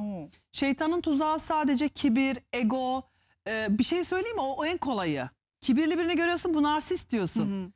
Efendim çok egolu birini görüyorsun, ay ne kadar egolu diyorsun. Ama egolu ve kibirli insanların çoğu bunu gizlemeye gerek duymuyorlar. Görünen düşman düşman değildir. Senin tepkilerinle düşmana dönüşür veya dönüşmez. Ama bir de ağlayan şeytanlar vardır. Kurban rolünde tehlikeli insanlar. İşte yengeçler o kurban rolündeki tehlikeli insanlara dikkat etsinler. Her türlü fitneliği yapıp, fesatlığı yapıp da sonra ay benim çok hastayım da ben sen böyle dedin çok. Mesela ben buna çok şahit oldum bu aralar. Çok uzaktan şahit oluyorum. Benim hayatımda değil ama kendi yarattığı sorunlar için başkalarına özür dileteni mi sorarsın? Başkasını suçlayanı mı sorarsın? Bak, kendi yarattığı sorunlar için hiçbir zaman onların sorunları konuşulmuyor ama senin işte hatan konuşuluyor. Kurban psikolojisine Nasıl bir girmiş. manipülasyon? İşte bu hafta yengeçler bu manipülasyona dikkat etsinler. Yani senin saygısızlığını konuşmuyoruz, senin fitleliğini konuşmuyoruz. Sen ağladığın için, sen hasta olduğun için, sen bilmem ne oldun, ayılıp bayıldığın için sadece sana yapılanlar konuşuluyor. Mağdur şeytanlar diyorum ben onlara. Mağdur Ağlayan şeytanlara çok dikkat edin. Uzak. Bak, kurban rolündeki ezik tipler her zaman gemilerini yürütürler. Ya ben sana bir şey söyleyeyim, ben şunca yıllık dönemde bir baktığımda şunu görüyorum. Aramızda en çok ağlayan, en çok evimi yapan tiplerin hepsi köşeyi döndü, hayatları düzene girdi. Bizim gibi böyle deli fişekler, Allah Allah deyip hayatın içine dalanlar, kimseye şikayet edecek vakti bile olmayan garibanlar hala bir şeyler için cırmalamaya devam ediyor. Valla öyle olmaktansa böyle olmak daha hayırlı bence. Dik durmak hayatta. Amenna. Evet. Ama çok da böyle ağlayan herkese de çok inanmayın yengeçler. Bu hafta duygusal kurbanlara dikkat edin. Sizi duygularınızla oynayarak tuzağa. Mesela eski eşiniz. Seni çok özledim, böyle işte çocuğumuzla şöyle yapardık falan. Aman diyorum. Ya da ne bileyim ben, geçmişte tuzağına düştüğünüz birisi ağlayarak sizi aradı. Aman diyorum. Gördüğünüz rüyalar böyle karışık olabilir, size işaret veriyor olabilir, ona da dikkat edin. Ama bu hafta birinin yalanını yakalamak, birinin duygusal tuzağına çekilmekle ilgili önemli gelişmeler olabilir. Hafta sonu 7'si sizin için çok manevi. Merkür'ün Ay'la uyumu 6'sı gecesi, 6-7'ye bağlayan gece ve 7'si gündüzü boyunca böyle biraz dualı olun, kalbinize güvenin diyorum ben size. Kalbinize çok yumuşak güvenin. bir akış var. Evet, Evet. ayın hem Venüs'te hem burcunuzdaki Merkür'le hem Jüpiter'le olumlu açılar olacak. Dost tarafla düşman taraf yengeçlerin hayatında bu ay belli olacak. Kim dostum, kim düşmanım, kim bundan sonra hayatımda, kendisi bunu kestirip atamasa da belli olacak. Evet. O Belli kabak olacak. gibi ortaya çıkacak diyorsun. İnşallah en güzeliyle gerçekleşsin sevgili yengeçler. Neyi planlıyorsanız, neyi hayal ediyorsanız onu yaşayın bu ay ve mucizeler özellikle 9 Haziran'a çok dikkat çektiğimini ölmez biliyorsunuz. Kıranı Sa'den size uğur, şans, bereket, her şeyin en güzelini getirsin, canı gönülden diliyorum. Geldik şimdi sevgili aslan ve yükselen aslanlara. Bakalım aslanların hayatında neler olup neler bitiyor. Haziran aslana nasıl gelecek? Aslında hiç de fena değil gibi, çünkü Hiç değil, fena aşkta, değil. parada, sağlıkla 4'er yıldızı Çünkü vermişsin. aslanlar, evet, aslanların için hayatım çok güzel. Çünkü yaylarda, yay burcu dolunayı onlar için olumlu bir açıda. İkizlerdeki bu gezegenler onlar için olumlu bir açıda. Sadece aslanlar bu hafta Merkür'ün de yengece geçmesiyle beraber, tabii ki özellikle yükselen aslansa, biraz böyle içsel konuşmalar, dedikodular, geçmişi çok düşünmek, geçmişte yapılan konuşmaları zihninde çok döndürmek gibi durumlar söz konusu olabilir. Aslanlar geçmişe iyi yönden gitmiyor. Mesela koçlarda bir nostalji var, boğalarda bir nostalji tadı var. Ama aslanların nostaljisi sanki biraz acı veriyor gibi. Yani neden bana böyle yaptı? Çok alışmıştım, niye bıraktı? Veya işte dostumdu, bana niye böyle etti filan. Yükselen aslanlar bu ara yavru bir kuş gibi olabilirler iç dünyalarında. Yani sevgiye muhtacım, aşka muhtacım, anlaşılmaya muhtacım diyor olabilirler. Ya eskiden filanca vardı, beni ne güzel sevmişti diyebilirler. Eski anıları böyle acıtarak yad ettikleri bir dönem başlıyor aslanlar. Fazla acıtmasınlar mı? Fazla acıtmasınlar. Yükselen aslanlar çok geçmişe gidebilir. Yani mesela şey olabilir, örnek veriyorum, işte bir evlendi, ayrıldı, tekrar evlendi. Ya aslında ilk eşim bana işte şu konularda ne kadar anlayışlıydı. Ay. Bak, bunlar tehlikeli sular. Tehlikeli sular, hiç oraya Ya girmeyeceksin. da mesela işte tam böyle size işte kötülük yaptı, her kötülüğü etti, ayrıldınız. Ama sonra baktınız ki evet hastaydı belki ama şu kadar da iyi bir insandı. Keşke sağlıklı olsaydı dediniz. Ama işte hastalık Hasta öyle bir ama şey ne ki yapacaksın? ne yapacaksın? İşine Keşkeyi boş şiddet. ver. Ama Aslanlar, ben örnekliyorum ama siz Evet. kendi hayatınıza göre düşünün. Eski dostlarını, eski yaşadıklarını, onları incitecek veya üzecek şekilde düşünüyor olabilirler bu aralar. Ve bu biraz uzun sürecek açıkçası. ya ne kadar? Aynı zamanda bir uzun sürecek. Bu ay boyunca bunu çok yaşayacaklar. Hatta dedim ya, Temmuz sonuna kadar gelgitleri çok olacak. Eski mi, önüme mi bakmalıyım? Eskiye mi dönmeliyim, önüme mi bakmalıyım? Bu her konuda. Eski işim mi, eski eşim mi, eski sevgilim mi, eski mahallem mi, eskisi mi, yenisi mi? Kararı verdikten sonra rahatlar mı? Keşke bilsem. Belli olmaz ki ne kararı vereceğini bilmiyoruz. Evet. Eski eşine dönecek, belki daha bin pişman olacak. Ya da ne bileyim ben, eski işine dönecek, belki umduğu gibi çıkmayacak. Ya da tam tersine oh be diyecek, rahatladım diyecek. Bu tamamen kişisel bir şey. Kadersel. Biz burada astroloji yorumu yaparken sizin evinizde yani yemek yiyişinize kadar göremeyiz. Sadece şunu görebiliriz. Bir karar var ve bu karar üstü örtülü bir alandan mı geliyor? Üstü açık bir alandan mı geliyor? Bu karar sizi hani ne kadar olumsuz etkileyebilir? Hani daha çok olumlu mu olumsuz bunları anlayabiliriz. Onun dışındaki bunlar çok özel alanlar. Mesela verdiği karardan pişman mı olacak? Olabilir. Merkür Retrosu çünkü önümüz. Verdiği karardan memnun mu olacak? O onun bugüne kadar getirdiği karmasına, kaderine, her ne konuda karar verdiğine bağlı. Bu kararı verirken yalnız mı verdi, birilerine mi danıştı? Gerçekten emin miydi? Buna bağlı. Ben şunu biliyorum. Sana kapalı bir alandan, gizli bir alandan, bilinçaltından, uykularında, rüyalarında, düşüncelerinde sürekli geçmişi hatırlatan bir şeyler olacak. Ve sen bunun üzerine eskisi ve yenisi konuları arasında bir gelgit yaşayacaksın. Ve sen bu gelgiti yaşarken ya doğru karar vereceksin ya yanlış karar, bunu bilemem. Ama bir şekilde sana şunu söyleyebilirim. Çok fazla geçmişe gitmek sana iyi gelmez, kimseye gelmez. Zaten eskiye rağbet olsa bit pazarına nur yağar demişler. Ötesi denenmişi denemeyeceksin demişler. Bunun ne olduğuna çok dikkat edelim. Yani bu size evet aşağı çekebilme ihtimali daha yüksek. Ama belli de olmaz. Karmik olarak ne ödül alacağınızı, ne ceza, bunu ben bilemem. Sadece çok duygusal, çok nostaljik, çok içten içe ağlayan bir modda olmamaya çalışın. Beni sevmiyorlar, bana acımadılar, bana merhamet etmediler. Bu duyguları bir kenara bırakın. Kendinize için acımak veya işte düşünüp de hüzünlenmek mümkün olabilir. Bunu bir kenara bırakalım. Onun dışında aslanların kıskanıldığı bir süreç, yoğun bir kıskançlığa maruz kaldığı süreç olabilir. Ve onu kıskanan kişiler özellikle daha duygusal tipler, kadın olsun erkek olsun. Erkeğin kadına benzeyeni de hepsinden kötü şu anlamda. Mesela erkektir kocan, işte hemen her şeyi fark eder. Hemen her şeye yorum yapar, eleştiri. Bu erkek özelliği değil. Böyle erkekler çok zor oluyorlar. O yüzden kadın mı erkek mi bilmemek kaydıyla çok detaya giren, çok duygusal, işte kadınsı özellikleri ön planda olan, aşırı takılan mesela küsen erkek asla böyle bir erkek olamaz. Erkek küsmez. Var vallahi çok fazla erkek var. Küsemez. Küsüyorlar. Bak fıtratına aykırı. Kadın nazlanır, erkek onu toparlar. Yani Keşke. yapacak bir şey yok. Yani bu küsen erkek diye bir şey olamaz küsmeseler. arkadaşlar. Böyle küsen erkeklerle uğraşabilir. Küsen kadınlarla uğraşabilir. Kaplumbağa daha küsmüş, daha haberi olmamış. Tavşan mıydı o? Tilki. Ya ben niye böyle uyduruyorum? Ama ben de tavşan biliyordum yıllarca. Tilkiymiş o. Tilki daha küsmüş, dağın haberi yokmuş. Her ne bir Öyle biliyorum mahluk valla. hisse kendisi Düzeltin. canım yavrum. Daha küsmüş, daha haberi olmamış. Böyle bir şeyle karşılaşmış. Sen 2 aydır ben seni aramıyorum, hiç fark etmedi filan. Böyle arkasından küstüm, konuşmuyorum. Bir de şu var ya, şunu çok yaşayabilirsiniz sevgili aslanlar. Birileri sizin yüzünüze söyleyebildikleri şeyleri başkalarıyla konuşuyor olabilirler. Ona çok dikkat edin bu anlamda. Ve onun dışında aşk hayatlarında önemli gelişmeler. Önümüzdeki 15 günlük süreçte bebek çocuk haberleri, çocukların hayatlarıyla ilgili önemli bir karar, okul kararı, değişim kararı, evlilik kararı, bu yaş gruplarına göre düşünsünler. Bebek sahibi olma kararı, hamile kalma gibi durumlar olabilir önümüzdeki 15 günlük süreçte. Aslanların Haziran boyunca sürecek olan şöyle bir şansı var. Nişanlanmak, nikahlanmak, bebek kutlamaları yapmak, başarı kutlamaları yapmak, hediyeler almak. Mesela aslanlara nasıl bir hediye gelebilir? Hediyeler evi 5. Nasıl ev. gelsin aslana? Dolunay burada oldu.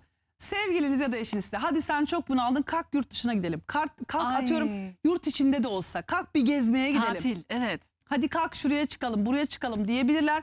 Aslanlar için böyle hareketli, gezecekleri, seyahat edecekleri böyle bir hediye alınabilir. Veya işte onlara kendini ışıl ışıl hissettirecek, çok güçlü hissettirecek kıyafetler, takılar hediye gelebilir. Altın çok sever aslan. Buradan duyurulur efendim. Şıngır şıngır şıngır. Aslan sevmekten ziyade aslan altınla bütünleşiyor bir de yapı mi? olarak. Evet, aslanın Çok- onun çok madeni. sever. Takı Şimdi çok sever. böyle hediyelerin zamanı, flörtler hayatınızda çok hızlanabilir ama abartılı, baskıcı, egolu insanlara bu dönemde çok pay vermemenizi tavsiye ederim. Onun dışında ruh halinizi düzeltirseniz sevgili aslanlar, iletişim dilinizi düzeltirseniz, böyle içinizi çok herkese açmazsanız bu süreç sizin için vallahi çok şanslı. Öyle mi? Evet, çok şanslı. Kariyer anlamında yine güzel mi aslan içinde? Kariyer anlamda da güzel, çünkü iş anlamında da güzel. Artık kariyer hayatlarında işlerin üstündeki o dengesizlik, istikrarsızlık bitti.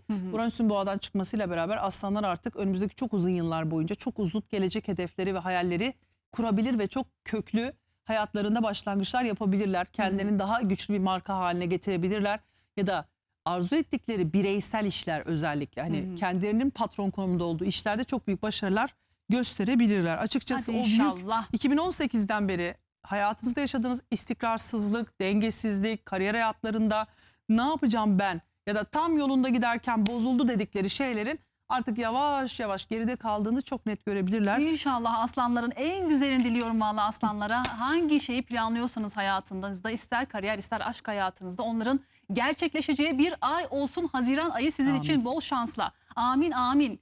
Geldik şimdi sevgili Başak ve yükselen Başaklara. Bakalım Başakların hayatında bu hafta 1 Haziran haftasında tam da Dolunay'ın etkisindeyken hala neler yaşanacak? Aşkta, parada, sağlıkta yine fena değil yıldızlar. Başak'a ne oluyor Mineciğim? Bir kere aşkta bence oldukça şanslılar. 4 puan verdim ama çok böyle abartmak istemedim. Öyle işte 4 puan, 4 puan verdim. Fazla sevinmesinler mi? Çok abartmak istemedim ama aşkta şanslı bir Öyle dönemdeler mi? tabii ki. Çünkü neden? Özellikle 7 Haziran çok romantik ve nostaljik geçebilir. Ama bu hafta arkadaş çevrelerinde, sosyal çevrelerinde birinin bir yalanını yakalayabilirler. Bu bir. Özellikle sosyal çevrelerinde. Parayla ilgili bir konuda yanıldıklarını, dolandırıldıklarını, manipüle edildiklerini fark edebilirler. Bu iki. Ve birazcık böyle Haziran ayının ilk haftası Başak ve yükselen Başaklar için ev, yuva, anne, baba, aile, hane, emlak, taşınma bu tip işlerle geçebilir. Önümüzdeki aslında bir aylık süreç Başakların hem aile hayatlarını hem kariyer hayatlarını düzenlemek isteyecekleri, aile içinde bazı önemli kararlar verebilecekleri, bazı önemli konulara odaklanabilecekleri bir süreç olacak. Ve Başak burçlarının daha çok yaşam alanlarını koruma, düzenleme, onarma ve kariyer gelecek planlarını düzenleme, koruma, onarma ile ilgili bir dönemler olacak Haziran. Ve bu hafta aile işleri, emlak, önümüzdeki 15 gün boyunca emlak, taşınma, yer değiştirme, anne babayla uğraşma, ilgilenme, onlara karşı sorumlulukları yerine getirme. Bunlar önemli olabilir. Aile içi tartışmalar, kavgalar birazcık artış gösterebilir. Bunlar söz konusu olabilir. Başaklar biraz bu Dolunay etkisini çok kökten aldılar. Çok kökten, çok derinden. Nasıl? Mesela Başaklar, eğer farkındalığı yüksek bir Başaksanız, ki Başakların hiç eğitim almasın gene farkındalığı iyidir, yüksektir.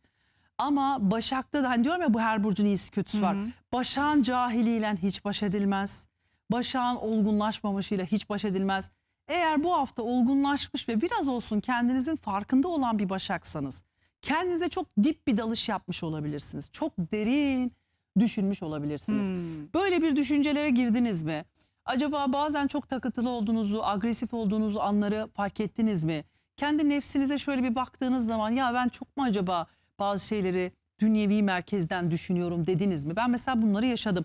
Böyle bir düşündüm, detaylı kendime bir dip dalış yaptım. Eğrilerime, doğrularıma bir baktım. Böyle bir derin düşüncelere daldım. Neden? Çünkü Yay dolunayı felsefi bir enerji yayıyor ve Antares ile birleşiyor. Tam sizi kendinizle baş başa bırakıp yüzleştirebilecek bir enerji yayıyor. Yani acaba olmadık şeylere mi takılıyorsunuz? Kendinize bir dip dalış yaptınız mı, benim gibi mesela? İyi geldi. Benim bunu yapmak için bir sebebim vardı ama Başak'ı anlattıktan sonra sonunda söyleyeceğim. Evet, ev içinde bazı tartışmalar çabuk büyüyebilir, ona dikkat edin. Bazılarınız evde böyle agresif, kendini çok öven, kibirli bir birey varsa, narsist bir kişilikle yaşamak zorundaysanız, bu ebeveyniniz olur, bir eşiniz olur, aynı evi paylaştığınız ev arkadaşınız olur, bilemem. Böyle yeter ama ya, her şeyde sen mi biliyorsun deyip Allah Allah Allah diye böyle Allah bir yardımcınız olsun. çıldırabilirsiniz. Narsistle yaşayan için Allah yardım etsin gerçekten. Aynen öyle, Allah yardım etsin. Merkür'ün Yengeç burcuna geçmesi arkadaşlık ilişkilerini, sosyal çevre ilişkilerini hızlandırıyor.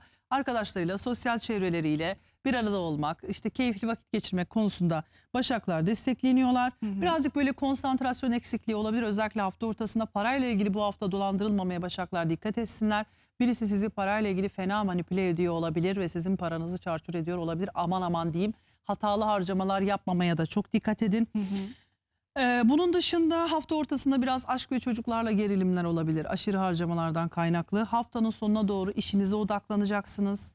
Ben nasıl daha iyi çalışırım, daha iyi iş yaparım, bunlara çok takılacaksınız ve odaklanacaksınız. Bu da size iyi gelecek. 7 Haziran'da da bana kalırsa ilişkisi olanlar mutlaka partneriyle geçirsin. Romantik bir ortam hazırlasınlar. Abartılı davranışlar yapmasınlar. Ve aynı zamanda 7 Haziran günü birazcık daha böyle yalnız olanlar da sosyal olsunlar. Hiç belli olmaz, bir tanışma enerjisi var çünkü. Diyorsun. Peki 7 Haziran'ı o zaman not ettik. Ya sevdiceğinizle ya da sosyal ortamlarda yeni bir sevdicek bulmak adına karışıyorsunuz. Sevgili Başaklar, mutlulukla, huzurla, bereketle gelsin size inşallah her şey. Şimdi geldik sevgili terazi ve yükselen terazilere. Bakalım terazilerin aşk hayatında, kariyer hayatında yıldızları nasıl? Aşkla biraz 3 yıldız kırmışsın. Evet. Para biraz daha iyi. Sağlık, eğitim gayet güzel. Aşkta neden kırdın? Sıkıntılar mı var? Çünkü hafta ortasında hem Merkür'ün Neptün'le olan dik açısı, yavaş yavaş Satürn'e kareye gidiyor olması. Merkür Yengeç tepe noktaları, Satürn ve Neptün ise Koç'ta, onların ilişkiler ve evlilik alanlarında. Dolayısıyla bir de sadece o da değil, Ay Oğlak Burcu'na geçtikten sonra hem Neptün'le hem Satürn'le olumsuz açılar yapacak. Merkür'le Venüs'le karşıtlık yapacak.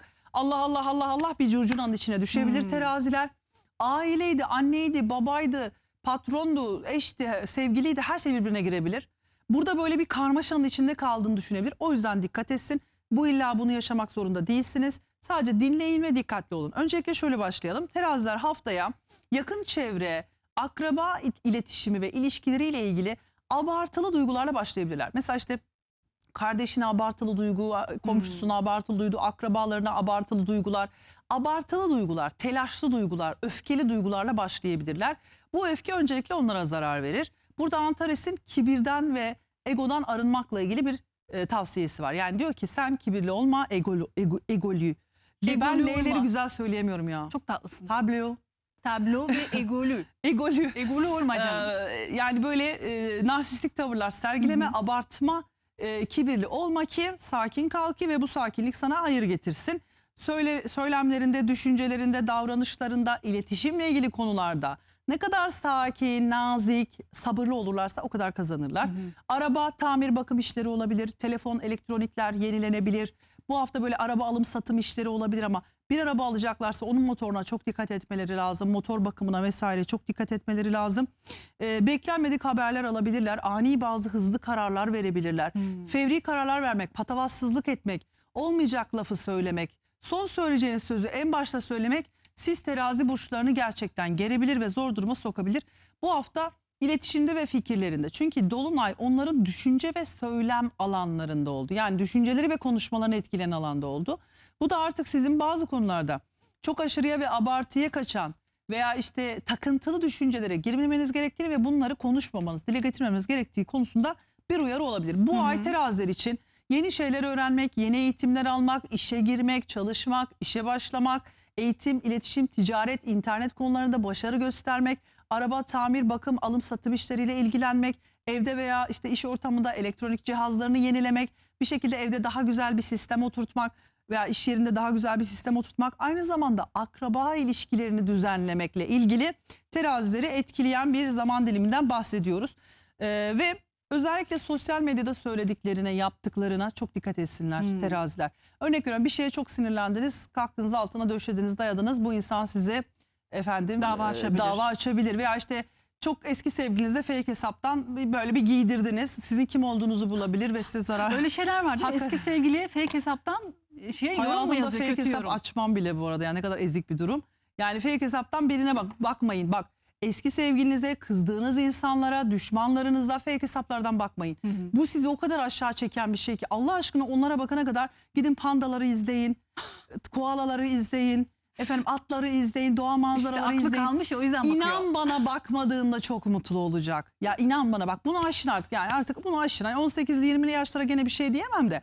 Şöyle bir 25 üstüyseniz artık bunu aşmanız lazım. Bakıyorsan da kendi hesabına bak. Bir insanı geride bıraktığınız zaman kapı deliğinden bakmaya devam etmeyin. Onu teraziler bu hafta gerçekten arkanızda bıraktığınız şey arkanızda kalsın. Geride bıraktığınız şey geride kalsın. Arkada bıraktığınız şeylere kapı aralığından bakmaya devam etmeyin. Çünkü o sizin hayatınızda enerjisini sürdürmeye, gücünü sürdürmeye böylelikle devam edecek. Siz o sayfayı bir kapatın, sıkıca kapatın. Sonra buna rağmen yolunuza çıkıyorsa kaderinizde bir birleşim vardır zaten. Evet. Bunlara dikkat etsinler. Biraz böyle iletişim konularında teraziler sakin olmalı, zihinlerini sakinleştirmeli, zihinlerini susturmalı. Merkür'ün Yengeç Burcu'na geçmesiyle beraber Venüs de orada, konuları anneleri, işte varsa kayınvalideleri, babaları, aile büyükleri olabilir. Bunun dışında toplumdaki imajları, toplumda nasıl göründükleri konusuna yoğunlaşmaya başlayabilirler. Kendi annecikleri, babaları, onlarla ilgilenmeye, nostalji yapmaya, böyle duygusal olmaya başlayabilirler. Tepe noktası. Eşimizin ailesini ve bizim kendi annemizi çok anlatır. Benim konum işte annemle işte nostalji yaparsın. Annenle işte geçmişe gidersin. Annenle eski mahallenize gidersin veya eski günleri yad edersin. Onlarla ilgili sorumlulukların daha çok olur. Ancak bu hafta Merkür'ün Neptün'le böyle dik açıya doğru gidiyor olması, bir sonraki hafta Satürn'le kare açı yapıyor olması, hani Olmayacak zamanlarda aile büyüklerini kırmamaya dikkat etsinler. Patronlarıyla çok didişmemeye dikkat etsinler. Aile içinde bir manipülatif durumun, bir yalanın veya bir dolandırıcılığın, böyle kötü bir enerjinin içerisinde kalmış gibi hissedebilirler. Yanlış anlaşılmalar da hızla büyüyebilir. O yüzden yanlış konuşmalar yapmamaya, hatalı konuşmalar yapmamaya dikkat etsinler. Benim Evet. terazilere en büyük tavsiyem bu olacak. Aşk hayatlarında biraz böyle bir yalanı yakalayabilir onlarda. Bir böyle hayal kırıklığına uğrayabilirler. Parayla ilgili konularda ve kariyerle ilgili konularda bence oldukça şanslılar. Sağlıkla ilgili konularda da bence oldukça şanslılar. Sadece iletişime dikkat etsinler. Bir de ikili ilişkilerde yanıldıklarını anlayacakları bir durum olursa, kandırıldıklarını anlayacakları bir durum olursa bunu böyle sakin kafayla düşünmek için hemen ortalığı velveleye vermesinler. Çünkü Antares'in savaş enerjisi de var. Ya. Tartışma ve savaşa girmemeleri lazım. Bir yalanını yakaladıktan sonra zaten aslında bir sakinlik önemli ama işte o sakinliği koruyabilen zaten Ya kimin maşallahı yalanını var. yakaladığımızla da ilgili. Evet. Çok güvendiğimiz biri ise tabii ki yakalayamayız. Tabii, Ama çok zaten üzülürüz. bekliyorsan Evet. o kadar da dellenmene gerek yok yani. Bekliyorsan zaten o günü Ben bekliyorsundur şeye inanamıyorum yani. biliyor musun bazı insanlara? Yani en iyi bildikleri şeyleri bile yeni görmüş gibi şaşıranlar var yani. Sen bunları zaten biliyorsun. Mesela ben senin yalan söyleyeceğini düşünüyorsam o kadar da üzülmem. Ama hiç yalan söylemeyeceğini düşünüyorsam evet üzülebilirim. Zaten kendin onu çağırmışsın hayatına. Onun yalan söyleyeceğini biliyorsan zaten mutlaka söyleyecektir. Yani bizim biraz insan olarak da düşünce gücümüzle yaptığımız birçok şey var. Korktuğum başıma geldi. Boşuna demiyoruz. Korktuğun zaman bir şeyden mutlaka ki onu Zaten ben hayatında bunu biliyordum görüyorsun. demek o. Biliyordum yani. Allah inşallah en hayırlısı olsun. Takıntılardan mutlaka uzak duruyor sevgili teraziler. En güzeli, en şahanesi sizin olsun. Sevgili terazilerimize bol şans, mutluluk, bereket diliyorum.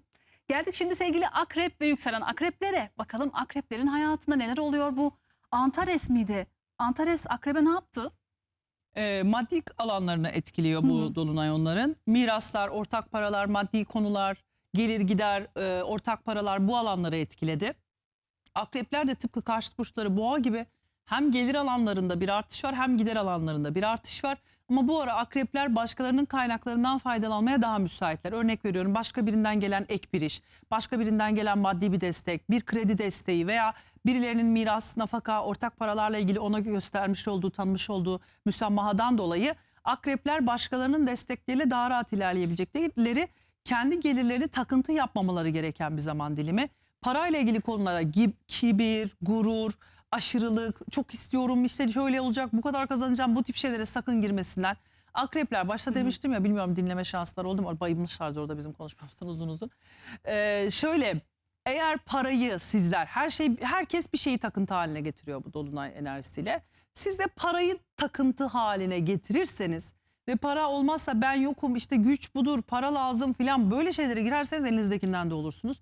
Antares'in burada çok net bir uyarısı var. Sen hakkınla, emeğinle, mertçe mücadeleni var. Senin mertçe, hakkınla, emeğinle mücadeleni verdiğin konuda hakkını alacağın garantidir. İyi. Ama sen haksızlık eder, para için doğru yoldan saparsan diyor akreplere, işte o zaman sen büyük bir çıkmaza girersin. Yani gidenin yerinin dolacağını bil, rızkı verenin Allah olduğunu, o rızkın mutlaka yerine geleceğini, senin bir şekilde çalıştığın müddetçe, mücadeleni verdiğin müddetçe, ekmeğinin peşine düştüğün müddetçe başarılı olabileceğin gerçeğini unutmamalısın.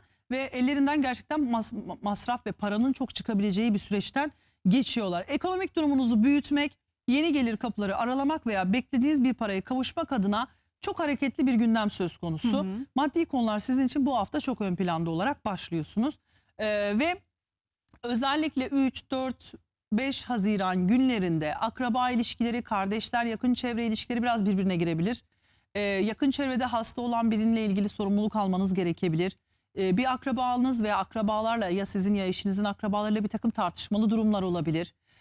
Ve biraz iş yerinle eviniz arasında sıkıştığınızı hissettiğiniz durumlar olabilir. Sizlerin de biraz dişlerinize, kemiklerinize, cildinize, saçlarınıza dikkat etmeniz gerekir. Bu hafta o konularda kontrolleri olabilir akreplerin. Hafta sonuna doğru aileye odaklanmaya başlıyorsunuz. Perşembe, cuma, cumartesi özellikle ailevi konular sizin için ön plana çıkmaya başlıyor. Evi yenilemek, emlak işleri, aile büyükleri, aileyi ilgilendiren konulara odaklanmaya başlıyorsunuz. Biraz da aileden özgürleşip bir yerlere gitmek, uzaklara gitmek arzusu artabilir akreplerde. Biraz daha uzaklaşayım, uzaklara gideyim. Ya da işte çok mu fazla evde kalıyorum, çok mu fazla hep birileriyle ilgili sorumluluk alıyorum. Düşüncelerinde bir özgürleşme yaşayacaklar. Önce düşüncelerinde ve işte eve arkadaşlarını çağırabilirler. Sonra diyebilirler ki ya ben niye daha çok gezmiyorum ya da dışarı çıkmıyorum. Bazıları o sosyal ortamı evinin içinde yakalarken bazıları kendini evden dışarı atarak özgürleşme yolunda Gezsinler. ilerlemeye başlayacak. Gezin. Ve bilinç dışında da böyle bir derin olarak özgürlüğü çok düşünmeye başlayabilirler. Yani kendilerini daha özgür kılacak bir sistem oluşturmaya çalışabilirler. Mesela iş hayatlarında, aile hayatlarında onları daha özgür kılacak bir ortam. Örnek veriyorum, evde en çok sorumluluk alan kişi ise sorumlulukları bölüştürmek isteyebilir. Ve yine akrepler de evde bir devrim yapacak burçlarda. Yani artık bundan sonra atıyorum köpeği ben gezdiriyorsam kedilerin mamasını da sen vereceksin, kumunu da sen temizleyeceksin atıyorum. Veya işte çocukları ben okula götürüyorsam ödevlerini de sen yaptıracaksın. Ben kendime biraz daha özgürlük alanı oluşturmalıyım.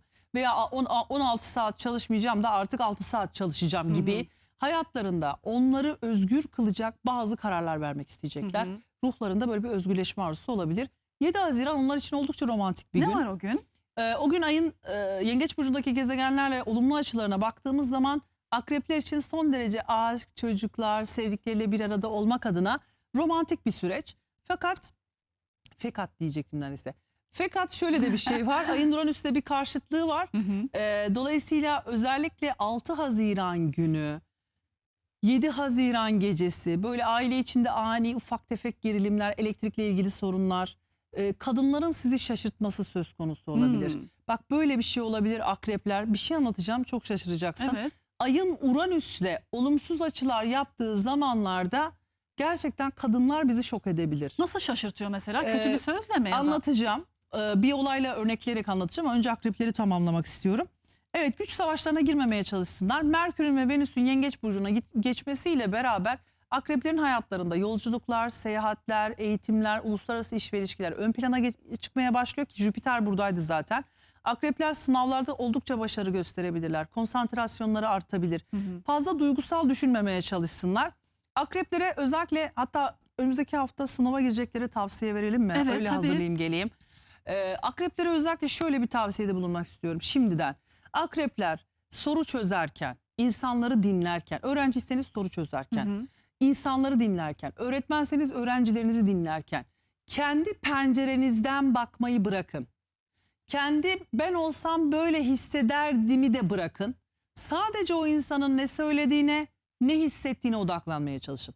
Akrepler bir sınav sorusu çözerken bile ben olsam bu seçeneği isterdim veya kabul ederdim deyip hata yapma riskine sahip. Subjektif düşünmesin. Gerçekten sınavda bilgiye dayalı olun. Çok güzel söyledin Zeki. Süper zekiyim benim ya. Sen var ya öyle bir anlarda zekanı belli ediyorsun ki. Tam olarak bunu demek istiyordum. Subjektif düşünmeyin. Yani şöyle ben böyle olsam böyle yapar bu kesin böyledir. Hayır. Sınavda bilgilere göre, var olan bilgilere göre insanları dinlerken de onların ne söylediğine kendi düşüncelerinizi katmadan dinleyin. Yani sürekli olayları kendi üzerinizden değerlendirirseniz geçmiş olsun. Bence bu böyle değil. Geçmiş olsun. Evet. Peki güzel bir sınav taktiği de çok bir vermiş olay oldun. anlatacağım Evet, şimdi. o kadınlarla ilgili bir şey söyleyecektin. Ben cumartesi günü bir yazı yazdım. Cumartesi günü Ay Yay burcuna geçtiğinde Uranüs'le bir karşıtlık yapıyordu. Hatta öğle saatlerinden itibaren burç dışından bu karşıtlığı yapmaya başlamıştı. Ve ben şehir dışındayım, evime geleceğim, evimde değilim. Evimde çalışanımız var. Allah'tan işte kediler vesaire bir sürü şey. Çalışanım bana mesaj yazdı. Dedi ki birisi geldi, bir kadın uzak yoldan geldim diyor. Sizi tanıyormuş. Allah Allah. Dedim bu kim? Benim hiçbir arkadaşım böyle densiz değildir. Hani akrabalarda çıkar da densiz insanlar. Arkadaş çevremde hiç böyle bir densizlik ben görmedim. Yani hiçbir arkadaşım beni aramadan, haber vermeden ve benim şehir dışında olduğumu bilir. Bana yazar yani. Ben bir paniğe kapıldım, bir anksiyete geçirdim. Çünkü mesaj çok garip geldi. Uzak yoldan geldim, çay içebilir miyim diyor falan diyor. Hiç tanımadığım bir kadın nereden öğrenmiş bilmiyorum. Komşulara da sonra sonra benim evimi buluyor. Dedi ben sizi görmeye geldim diyor. İçeri girmek istemiş. İşte bu ev nerede, şurada, burada abuk subuk bir şey yaşadım. O an dedim ki bakın bazen sembolik çalışıyor. Ayın Uranüs'le karşıtlığı gerçekten bir kadının beni şoka uğratmasına sebep oldu. Bir insanı ne kadar çok seversem seveyim, öleyim onun için. Onun evini bulup da gitmem. Tabii hayranların Bahçesine böyle gidiyorlar girmem. ya evlerine. Yani çok kötü bir şey Aman, bu. tehlikeli. Ben çok korktum. Evet. Çünkü yani belki niyeti iyi olabilir ama yaptığı doğru değil. Tabii. Ve bakın niyetin çok iyi olabilir, beni seviyor olabilirsin, Allah razı olsun ama yaptığın çok yanlış. Tabii. Ben yokken benim evime giremezsin. Orada benim olmadığımı anladığında tamam iyi günler, benden bir şu mektubu verin veya şu selamı verin dersin. Ben şoka girdim ve anksiyete geçirdim biliyor musun? Aman Çünkü ben geçirmeyin. evimde değilim. Evet. Tabii.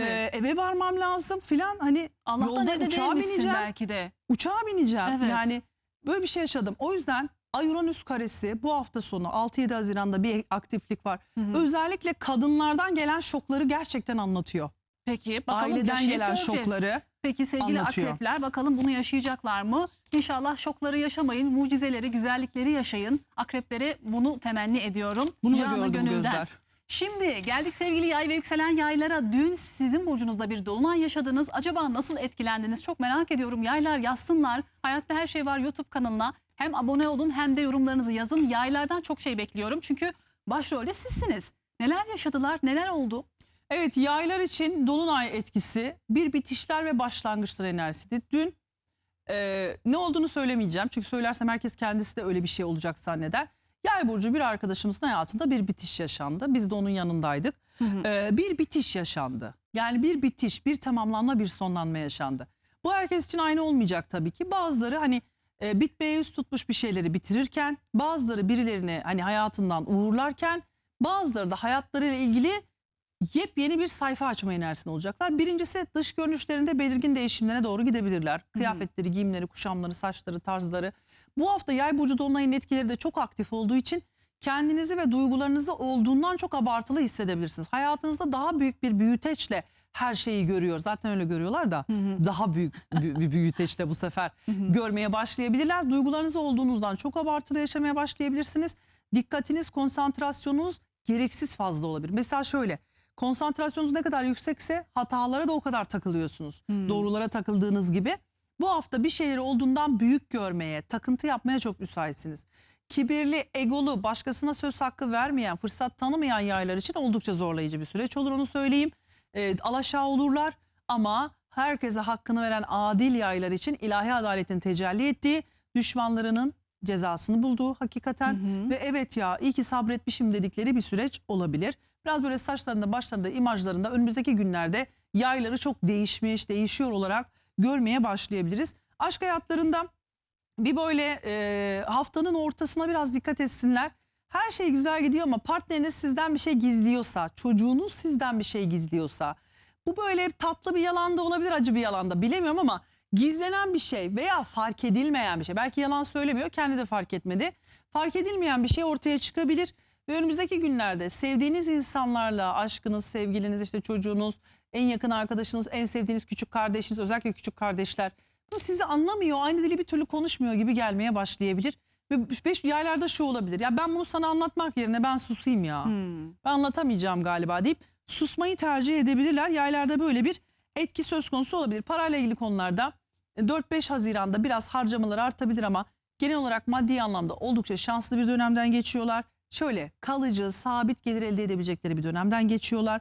İlişkilerle ilgili her şeyi konuşup, karar verip, anlaşıp bol bol gezmeye, işte bilgilenmeye, kendilerini eğitmeye, partneriyle beraber hayatı kucaklamaya doğru gittikleri bir dönem. Çok güzel. O yüzden aşk hayatlarının ben sadece olumsuz olması gerekiyorsa olumsuz gider, bitmesi gerekiyorsa. Onun dışında aşk hayatları da gayet konuşarak, anlaşarak, dertleşerek, fikirlerini işte birbirlerine söyleyerek ilerleyeceğini düşünüyorum. Ve Güzel. bu hafta biraz fazla umutlanıp, fazla büyük sözler verip, fazla duygusal davranıp hatalı kararlar vermemeye çalışın. Çünkü bakın, ben yaylara şöyle bir şey tavsiye ederim. Kendi yay arkadaşlarımı da gözlemleyerek, toplumsal olarak da bakarak, boyunuzdan büyük işlere kalkışmayın. Bak. Boynuzdan büyük sözler de mi vermeyin? Dur kız, o neydi? Büyük Laf söyleme. Büyük laf söyleyin. Yok, büyük lokma. Ya, Büyük lokmaya büyük laf söyleme. Aslı şu an Türk deyimlerini öğreteceğim sana. Benim zaten karışıyor seni. Evet. Büyük lokmaya büyük söz söyleme. Efendim, gerçekten boynuzdan büyük işlere kalkışmayın. Eğer bu hafta yaylar oturur çok büyük kararlar verirlerse, ben sana şunu yaparım, ben sana da bunu yaparım derlerse yalancı durumuna düşebilirler. Benim yaylara tavsiyem sükut iyidir. Yani biraz sükut etmek, Sükut düşünmek. altındır. Olanların, Bak sana bir deyim. söz gümüşse sükut altındır. Eğer senin söylediğin şeyler sonradan senin başına bela olsun istemiyorsan sevgili yay, bir otur sükut et. Ben ne yapıyorum, ne düşünüyorum, nereye gidiyorum, ne yapıyorum, ne söyledim, ne yapıyorum ben? Şöyle bir kendini çek etmeli. Eğer ki kendini çek edemiyorsa etrafındakilere biraz kulak vermeli. Çünkü yayların bir şeyleri çok abartabileceği ve Antares etkisiyle de bu abartılarının başlarına hiç açabileceği bir süreç. Biliyorsunuz sizi ne kadar sevdiğimi ama uyarmam gerekir. Evet, büyüteç etkisi dedin ya, bu çok güzel aslında özetliyor. Her şeyi büyütüyorsun, fazla gözünde büyütme. İnşallah her şey Evet. olduğuna varır zaten. Sen kalbini ferah tut yay. Her şey gönlüne göre olsun inşallah. Şimdi geldik sevgili Oğlak ve yükselen Oğlaklara. Bakalım Oğlakları nasıl etkiledi? Bir 31 Mayıs Yay burcundaki dolunay. Onun etkisindeyiz hala. Aşkta, parada, sağlıkta. Yine fena değil aslında yıldızlar. Anam yayla aman Oğlak. özür. Yükselen Oğlaklara biraz zor olmuştur. 12. evlerinde bir dolunay gerçekleşti. Neden? Bu böyle kalça, bacak, bel ağrıları, tembellik isteği, uyuma isteği, hiçbir şey yapama arzusu, geçmiş konuları çok düşünme, şimdiki mevzuları çok düşünme, kafasında çok atıp tutma, döndürme. Efendim özellikle küstükleri, ayrıldıkları, koptukları biri varsa bununla ilgili haberler duyup kendi kendini doldurma. Oğlaklara benim tavsiyem şu olacak. Tabii ki özellikle yükselen Oğlaklara sesleniyorum. Birisi hayatınızdan çıktı gitti. Evliliğiniz, arkadaşlığınız, dostluğunuz, işiniz neyse bitti. İğneyi kendine çuvaldızı başkasına batır. Az önce de söylediğimiz gibi. Şu deyimleri şuraya yazalım, deyimler Evet. sözlüğü. Ondan sonra yani şöyle düşünürken öfke, kibir yapıyor musunuz? Acaba egolu davranıyor musunuz? Ya da tersine karşı taraf dünyanın en narsist insanıydı. Bir de utanmadan konuşuyor mu? Yani hatanın kimde olduğunu iyi tahlil edin. Yani bir Oğlak kişisi olarak düşünün. Bana narsist davrandı, bana bencilce davrandı, bana hep kendi merkezinden konuştu. Hiç beni anlamaya çalışmadı dediğiniz bir insan gittiyse, Allah'ınızı seviyorsanız bir an olsun düşünmeyin. Bu dolunayın etkisini en kötü değerlendirmeniz bu olur.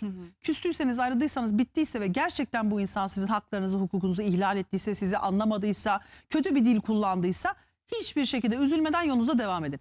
Ama eğer ki yukarıdan bakan, anlamayan, onun koltuğuna oturmayan kişi siz değilseniz, burada birazcık düşünmek ve biraz şimdi değil, böyle Temmuz'a doğru, daha değil de hani 15 gün sonra falan ya bir konuşmak. Ha hiçbir şey değilse 9 Haziran'da böyle bir mesaj atmak, bir gönül almak iyi olabilir ama bunu iyi tahlil etmeniz lazım. Kalça, bacak, baldır, karaciğer konularında Oğlaklar dikkatli olsunlar.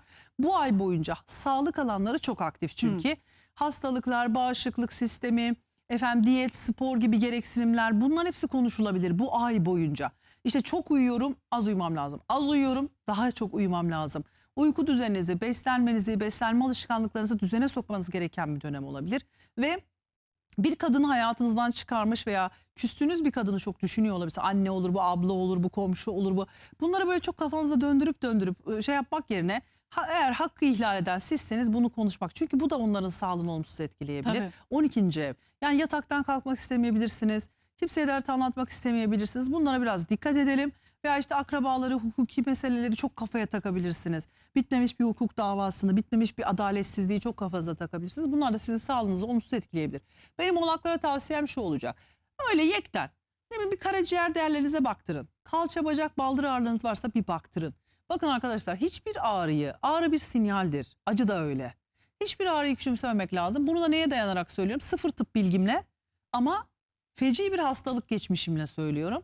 Hiçbir ağrı psikolojik artık o psikolojik durumlar ona sebebiyet verse de artık sende bir ağrıya, bir belirtiye sebebiyet veriyorsa artık o iş psikolojik değildir. Artık o bir şeye dönüşmüş, yani bir Patoloji. vakaya dönüşmüş, patolojiye dönüşmüş. Dolayısıyla hiç böyle şeyleri, başınız çok ağrıyor, psikolojik diye bir şey yok abi. Bir sebebi var ama bulamıyorlar, ayrı bir konu. Bana yıllarca işte migren dediler, bilmem beyin damarlarım tıkandı sonunda. Yani dolayısıyla bir ağrınız varsa, bir sızınız varsa, bir rahatsızlığınız var. Hiç her şeyi geçtim, takıntı yapıyorsunuz, psikolojiniz bozuk. Bakın Oğlaklar bu ay sağlığına yatırım yapsın. Terapiye git, psikolojik danışmanlık al, efendim karaciğerine bir baktır, ağrıların varsa bir baktır.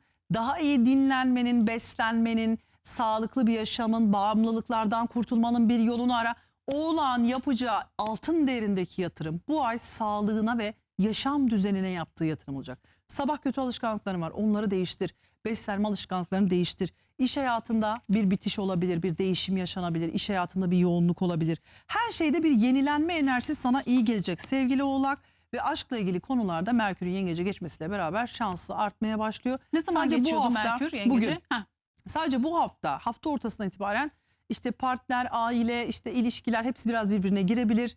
Partnerinle ailen arasında veya kendi kariyer planlarında, kendi hayat planlarında, kendi fikirlerine, partnerin fikirleri arasında ezilip büzülmeden, inşallah da kavga etmeden hafta ortasını tamamlamaya bak. Ben haklıyım, savaşlarına girerek kendinizi yıpratmamak bu haftanın. Hmm. Ya da işte o mu haklı ben mi haklıyım demek yerine haklı selim olmak. Evet, haklılık değil de aslında belki mutluluk daha önemli. İnşallah sevgili oğlaklara da bereketiyle, bolluğuyla, büyük aşklarla gelsin. Sevgili oğlaklarımızı seviyoruz. Kendinize iyi bakınız. Ve geldik şimdi sevgili kova ve yükselen kovalara. Bakalım kovaların hayatında neler olup neler bitiyor. Aşkta 5 yıldız. Oh maşallah. Parada 4, sağlıkta 4. Çok güzel Ay yıldızlarınız var. sanki bu haftanın en ballısı yine kova Sanki gibi. kova gibi ama kaç He. haftadır kova çok ballı maşallah. Ama 2026 hava elementinin güçlenmesi. değil mi? Hayır iki kovalar vallahi zor başladı şimdi yalan Öyle mi? söyleyemem. Çünkü 18 Şubat'ta 17 Şubat'ta mıydı? 18 Şubat'ta 17 dedem Şubat. vefat etti. Hı. 17 Şubat'ta bir tutulma gerçekleşti. Hı hı. Mesela benim dedemiz Satürn'ü kovaydı ve o vefat etti. Falan benim de doğum öncesi tutulmalarımdı. Yani kovalar bir zorlandı. Hı hı. Ama şu anda bu zorluklar kolaylığa doğru dönmeye başladı. Yani biraz böyle bitişler, yorgunluklar, acılar yaşadılar yılın başında. Veya işte böyle biraz içlerine döndüler, zorlandılar filan. İşte Mars geçiş süreçleri falan da zorladı onları. Hı hı. Ama şu anda bu kadar hava elementinin gücü ve ateş elementinin gücü biraz daha artıyorken kovalar avantajlı pozisyonda. Yani ayın başında sütten ağzı yanan bütün kovalar yoğurdu üfleyerek yiyor ve biraz daha rahat, stabil, sakin, huzurlu ya da hareketli ve hiçbir şeyi kafasına takmayan. Ya huzura doğru gidecekler ya da ben artık hiçbir şey kafama takmıyorum. Sadece aşk, sevgi, mutluluk, balonlar uçurayım, Oh. gezeyim, eğleneyim. Bunlar benim için önemli. Hı hı. İşim tıkırında gitsin. Onun bunun ne dediğine takmayacağım. Kafasına geliyor kovalar. Hı hı. Kovalar biraz daha özgür düşünecekleri, fikirlerini daha da zaten özgür düşünürler ama fikirlerini daha da özgür paylaşacakları, bazı prangalardan onları yoran ve potansiyellerini açığa çıkarmalarına engel olmaya gayret eden kişilerden ve koşullardan arınmaya doğru gidecekler. Şimdi bu hafta geleceğe dair aşırı umutlanmayın. Uyarım bu. Nasıl Yani, mesela? 11. evlerinde yaşanan bir dolunay onları mesela şu 1 iken bunu 5 gösteren, 10 gösteren insanlara itimat etmeyin. Aklı seliminizi kaybetmeden gelecek planları yapmaya çalışın. Boş hayaller, boş umutlar yerine gerçekten zemini olan şeyler yapmaya çalışın. Bir de kovalara en önemli uyarım şu olacak. Arkadaşlarınızın sizi pohpohlamasına, sizi kurtarıcı gibi gelip kandırmasına asla izin vermeyin. Bazı kovalar bazı arkadaşlarının vaatleriyle zor durumda kalabilirler. Hı hı. Gel bunu yapalım, gel şunu yapalım. Yani siz şuna bakın. Günün sonunda bu insana borçlu mu çıkarsınız? Sizi bununla ezer mi, ezmez mi? Veya günün sonunda atıyorum sizi biriyle tanıştırdı. Sonra hareketlerine bakın. Yani size sürekli bir ümit veren, boş hayaller peşinde koşturan ve pohpohlayan, en iyisi sensin diyen, en kötü arkadaş, moral veren okey. Ama doğruları söyleyen bir dostumuz olmalı. Hı hı. Bu dostluklarda şuna dikkat edin. Sizi çok pohpohlayıp çok böyle hadi gel şunu yapalım, hadi gel bunu yapalım. Biraz dikkatli olsunlar. Kendilerine boş hayal veren, sadece arkadaş değil. Boş hayal, boş umut satan veya işte sürekli bir projeyle, planla geliyor. Abi ortada ne öyle bir para var, ne öyle bir şey var. Bu niye Vardır geliyor öyle dediğiniz tipler tipler ya. varsa dikkat edin. Yani hiçbir şey konuşulmamış, havadan fikir. Bende dolu öyle fikir. Tabii. Ben neler fikirler var bende. Kaç kişiye de faydası Bir de olacak. şey diyor, bu sefer tutacak bak. Öyle güzel bir fikirle geldim ki. mantık, akıl, izan, ekonomik gerçeklikler hepsini düşünürsün. Sonra tabii ki de yaparsın ya. Hı hı. Cesaret edeceksin yani. Ama bu kovalar buna biraz dikkat etsinler. Bunun dışında sosyal çevrelerinde bir arkadaşlık ilişkileri bitişe gidebilir. Egolu, aşırı narsistik eğilimler gösteren, hep ben haklıyım diyen, olayları çok abartan ve sürekli kendi fikrinin doğru olduğunu savunan arkadaşlarını önümüzdeki 15 günlük süreçte belki çıkarmışlardır. Hayatlarından Hayırlı çıkarabilirler. olur. Şimdi büyük projeler için, büyük hayalleriniz ve umutlarınız için adım attığınız veya start tuşuna bastığınız bir süreç olabilir sizin için. Artık ben kendi hayallerimin peşinden gideceğim duygusu sizde bir savaş meselesi olacak. Yani kovalarda kendi hayallerini gerçekleştirmek hayat memat meselesi artık. Yani artık ben bu uğurda yeter artık. Yani ben bu idealimin gerçekleşmesi için herkesi karşıma alabilirim ama ben bunu yapacağım diyecekler.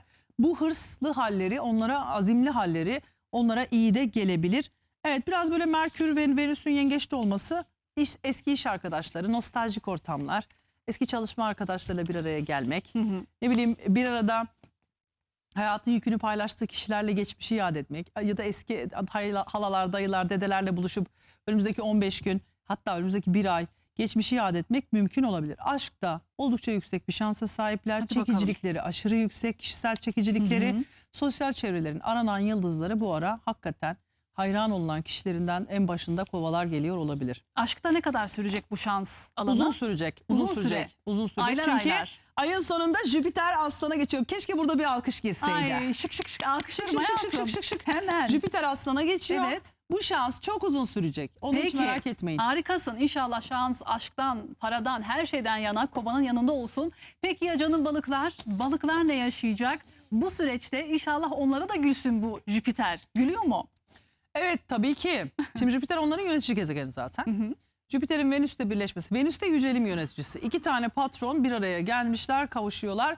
Balıklar için harika bir bebek haberinin, harika bir teklifin, harika bir aşk haberinin kapıda olduğunu gösterir. 30 Haziran'a kadar balıklar bebek haberleri, hamilelik haberleri, çocukla ilgili güzel haberler, olumlu gelişmeler yaşayabilirler. İnşallah. Ve onları sevindirecek, şanslı olduklarına inandıracak güzel gelişmelerle karşılaşabilirler. Bunu öncelikle söyleyeyim. Merkür'ün Yengeç burcuna geçmesi, zaten Venüs de orada. Balıklar biraz iniş çıkış yaşadılar. Çünkü niye? Venüs hemen harika açılar yapmadı. Satürn'e de kareydi Cuma günü. Efendim Merkür de öyle olacak. Önce bir Neptün'le ve Satürn'le dik açı yapacak falan filan. Ama bu ne biliyor musunuz?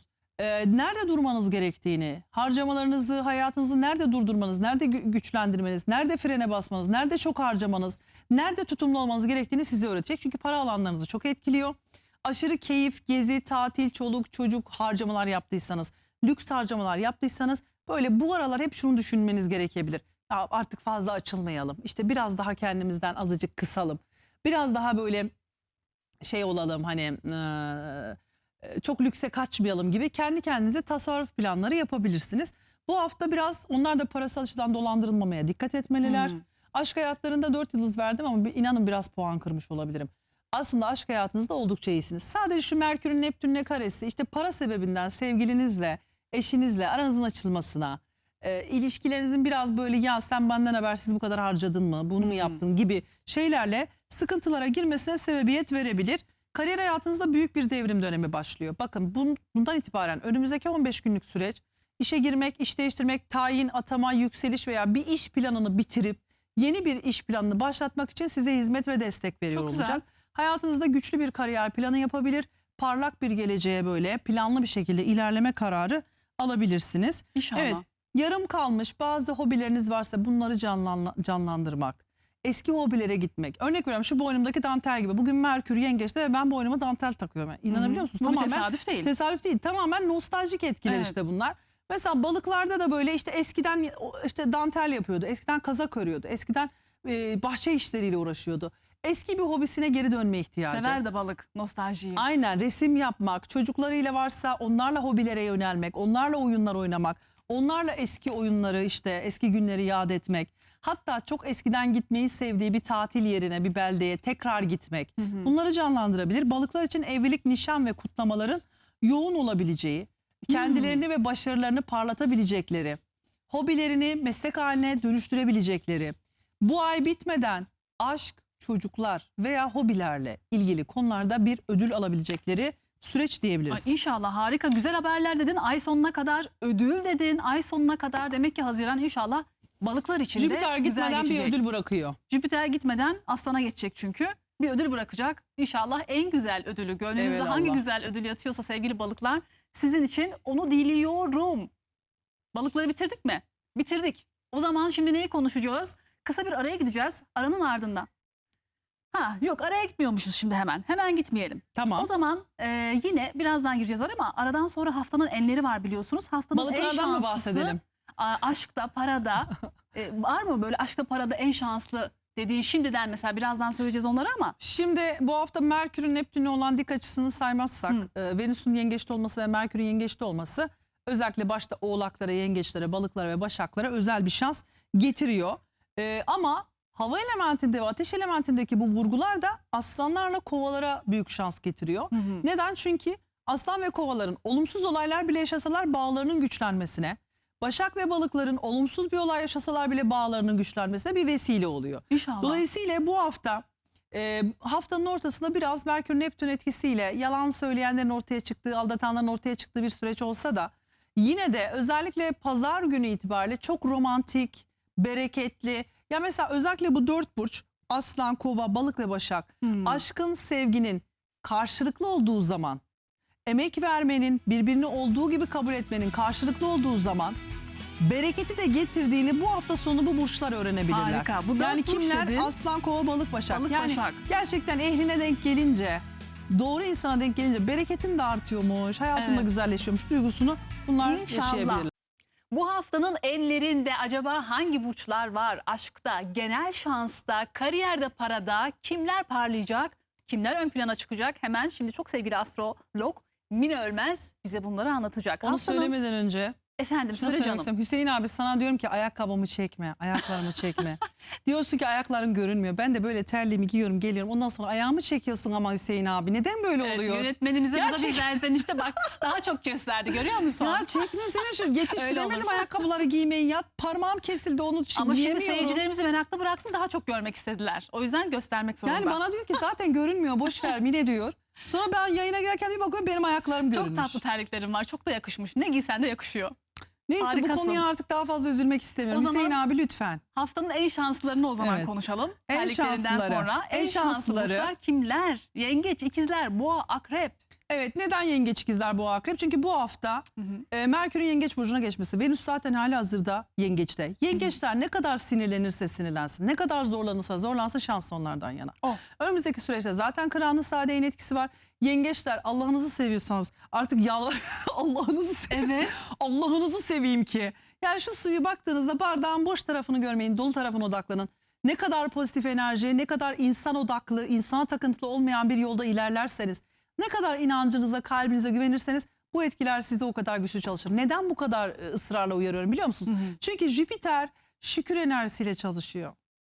Venüs'ün güzelliği ancak görebilen için açılıyor. Hepimize aslında bu Jüpiter'le güzel. evet Venüs kavuştuğu zaman şimdi bak giriyoruz haftanın sonu öbür haftaya bu enerjiyle başlayacağız. Evet. Dolayısıyla Allah aşkına şu günden itibaren şükür enerjisinde olun.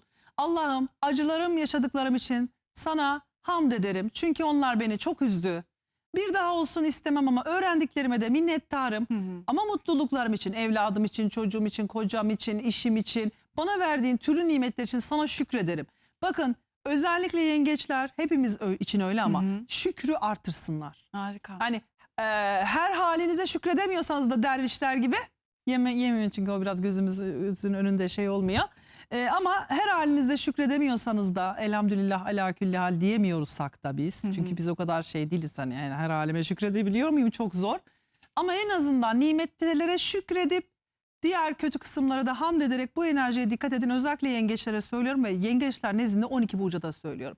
Şükür şükürü şikayeti getirir. Jüpiter Venüs'te kavuşuma doğru giderken lütfen bunu hepimiz bu hafta aklımızdan çıkarmayalım. Şimdi Peki. yine şanslılarda ikizler, boğa, akrepler. Çünkü ikizlerde bir özgürlük. Mesela bu taraftan gidemediyse başka bir yol açılıyor. Bu çok güzel bir şey. Herkesin her an yaşayamayacağı bir şey. Bir şeyi kaybettim veya bunu bırakmalıyım, istemiyorum derken bambaşka bir yolun ona açılması, bambaşka alternatiflerin ona açılması, zekasıyla, bilgisiyle, eğitimiyle parladığı, yeni yerler, yeni ufuklar keşfettiği bir süreç olacak. Peki bu O açıdan burçları çok konuştuk. şanslı. Bakalım aşkta en şanslı olanlar hangileri bu hafta? Aslanlar, kovalar, balıklar ve başaklar. Neden bunlar aşkta şanslı? Az önce yayına başlamadan önce aşkta en şanslıları aslında konuşmuştuk. Tekrar edecek olursak aslanlar, kovalar, balıklar ve başaklar hem yay dolunayının hem ikizler burcuna geçen gezegenlerin etkisiyle özellikle aslanlar ve kovalar hem de yaklaşan Jüpiter-Venüs kavuşumu Merkür'ün de yengeç burcuna geçmesiyle beraber balıklar ve başaklar oldukça şanslılar. Ne olur bunlara yani aşkta? Yeni birliktelikler. Yeni birliktelikler, evlilik, ilişkilerde büyüme fırsatı veya daha duygusal, daha romantik anlar yaşama. Özellikle 7 Haziran günü daha romantik etkiler var. 7 Haziran günü önce Ay-Uranüs karesi var. O ne demek? Eğer içinizden birisi yalan söylemiyorsa, aileye nifak sokacak, fitne sokacak birini araya getirmiyorsa güzel. Ama eğer ki getiriyorsa vay halinize, onu da söyleyeyim. Peki Evet. haftanın parada en şanslarına bir bakalım. Kime para yağacak? Gökten zembille mi inecek yoksa kendi emeğiyle mi kazanacak? İkizler, yay ve akrepler. Evet, neden? Çünkü Merkür, Venüs hepsi yengeç burcunda. 30 Haziran'a kadar Jüpiter yengeç burcunda. Şansın ve bolluğun gezegeni. Gitmeden herkese kendi bulunduğu ev konularıyla ilgili bir şansın getireceğine ben inanıyorum. Siz de lütfen inanın buna. Gözlemlerime dayanarak yani oturduğum yerden inanmıyorum.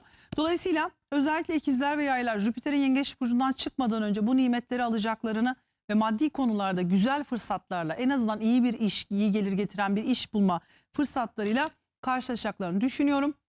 Akreplerde de Antares etkili Dolunay'ın ve İkizler Burcu'nda gerçekleşen gezegen toplaşmalarının etkisiyle hırs yapmadıkları, kibir yapmadıkları, parayı merkeze koyup etikten şaşmadıkları sürece çok büyük zenginlik gelebilir. Bak abartmıyorum. Akrepler, inanın bana, Antares birçok insanı kral etmiştir, zengin etmiştir, lord etmiştir. Ama burada bir şartı vardır. Diyor ki sen doğruluktan şaşma. Hani kibir yapma, Dürüst parayı ol. merkeze koyma, para için ahlaktan şaşma. Para için etik değerleri çiğnemeyen akrepler için çok büyük fırsatlar ve Vallahi müjdemizi şanslar isteriz. olabilir. Peki haftanın kariyerde en şanslıları hangileri? Orada da 3 burcumuz var. Evet. Terazi, Akrep ve Başaklar. Evet, terazi, akrep ve başaklar, biraz balığı da dahil edebilirim ama balığı da kestiremiyorum. Kariyerinde bir bitiş mi, bir yeni başlangıç mı yaşayacak? Ama şunu biliyorum, etik davranan, doğru davranan bütün balıkların kariyer hayatlarında güzel gelişmeler olur. Ama etikten şaşanlarda bitişler, sonlanmalar ve aşağı düşmeler olabilir. Balıklar kariyerlerinde doğru davrandıklarına emin olsunlar. Etikten, adaletten, ahlaktan şaşmadıklarına emin olsunlar. Öyle olanların kat be kat yükseleceği, olmayanların aşağı düşeceği bir süreç. Balıkları o yüzden eklemedim. Yani çünkü çok muallak bir durum, kişiye göre değişebilecek bir durum. Ama terazi ve akrepler niye? Çünkü tepe noktalarında olumlu etkiler altındalar. Bu yay burcunda gerçekleşen Antares'li Dolunay, akrep burçlarının tepe alanlarına, kariyer alanlarına çok güzel temaslarda bulunuyor. Evet. Ve işte Satürn'le de aldığı açıları düşündüğümüz zaman iş ve kariyerde akrepler oldukça şanslı. Teraziler de bu ara iş, kariyer ve gelecek planlarını konuşmaya başlayabilirler. Harikasın. Teşekkür ediyorum bu hafta için. Rica Haziran ederim. için, güzel sözlerin için. İnşallah en güzeli gelsin tüm seyircilerimize, tüm burçlara. Mutluluk, sağlık, güzellik diliyorum. Mineciğim, görüşmek üzere Görüşmek diyorum. üzere Kendine efendim. çok çok iyi bak. Biz Evet, tabii sen de. inşallah yine yarın buluşuyoruz sevgili seyirciler. Yarın kavuşmak ümidiyle. Kendinize çok çok iyi bakın. Sağlıkla kalın. Hoşça kalın.